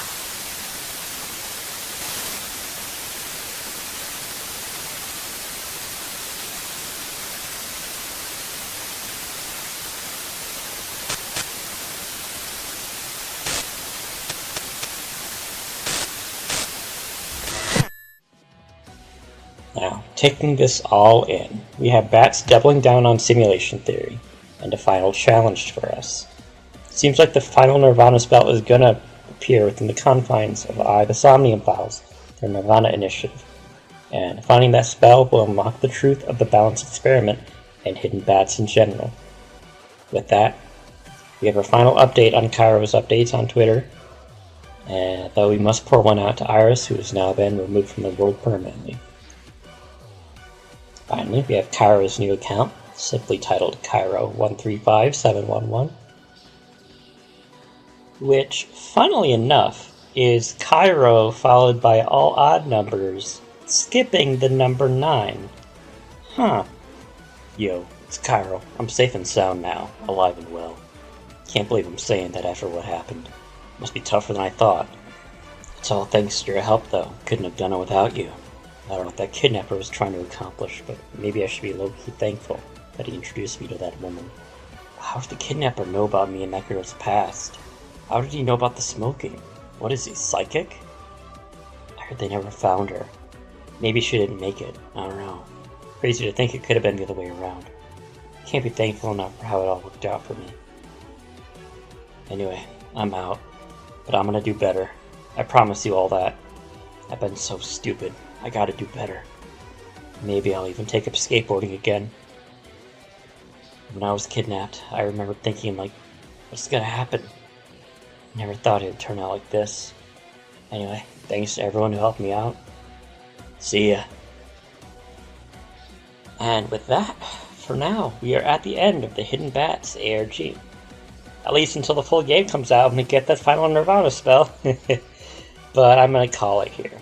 Full game comes out in a little over a week, and I will be uploading coverage of the main game after I have time to beat it and really soak it all in. Until then, I'm going to attempt to finish coverage of the first game and do other things. If you like this, please let me know what you thought and share your thoughts down below. Check you guys next time.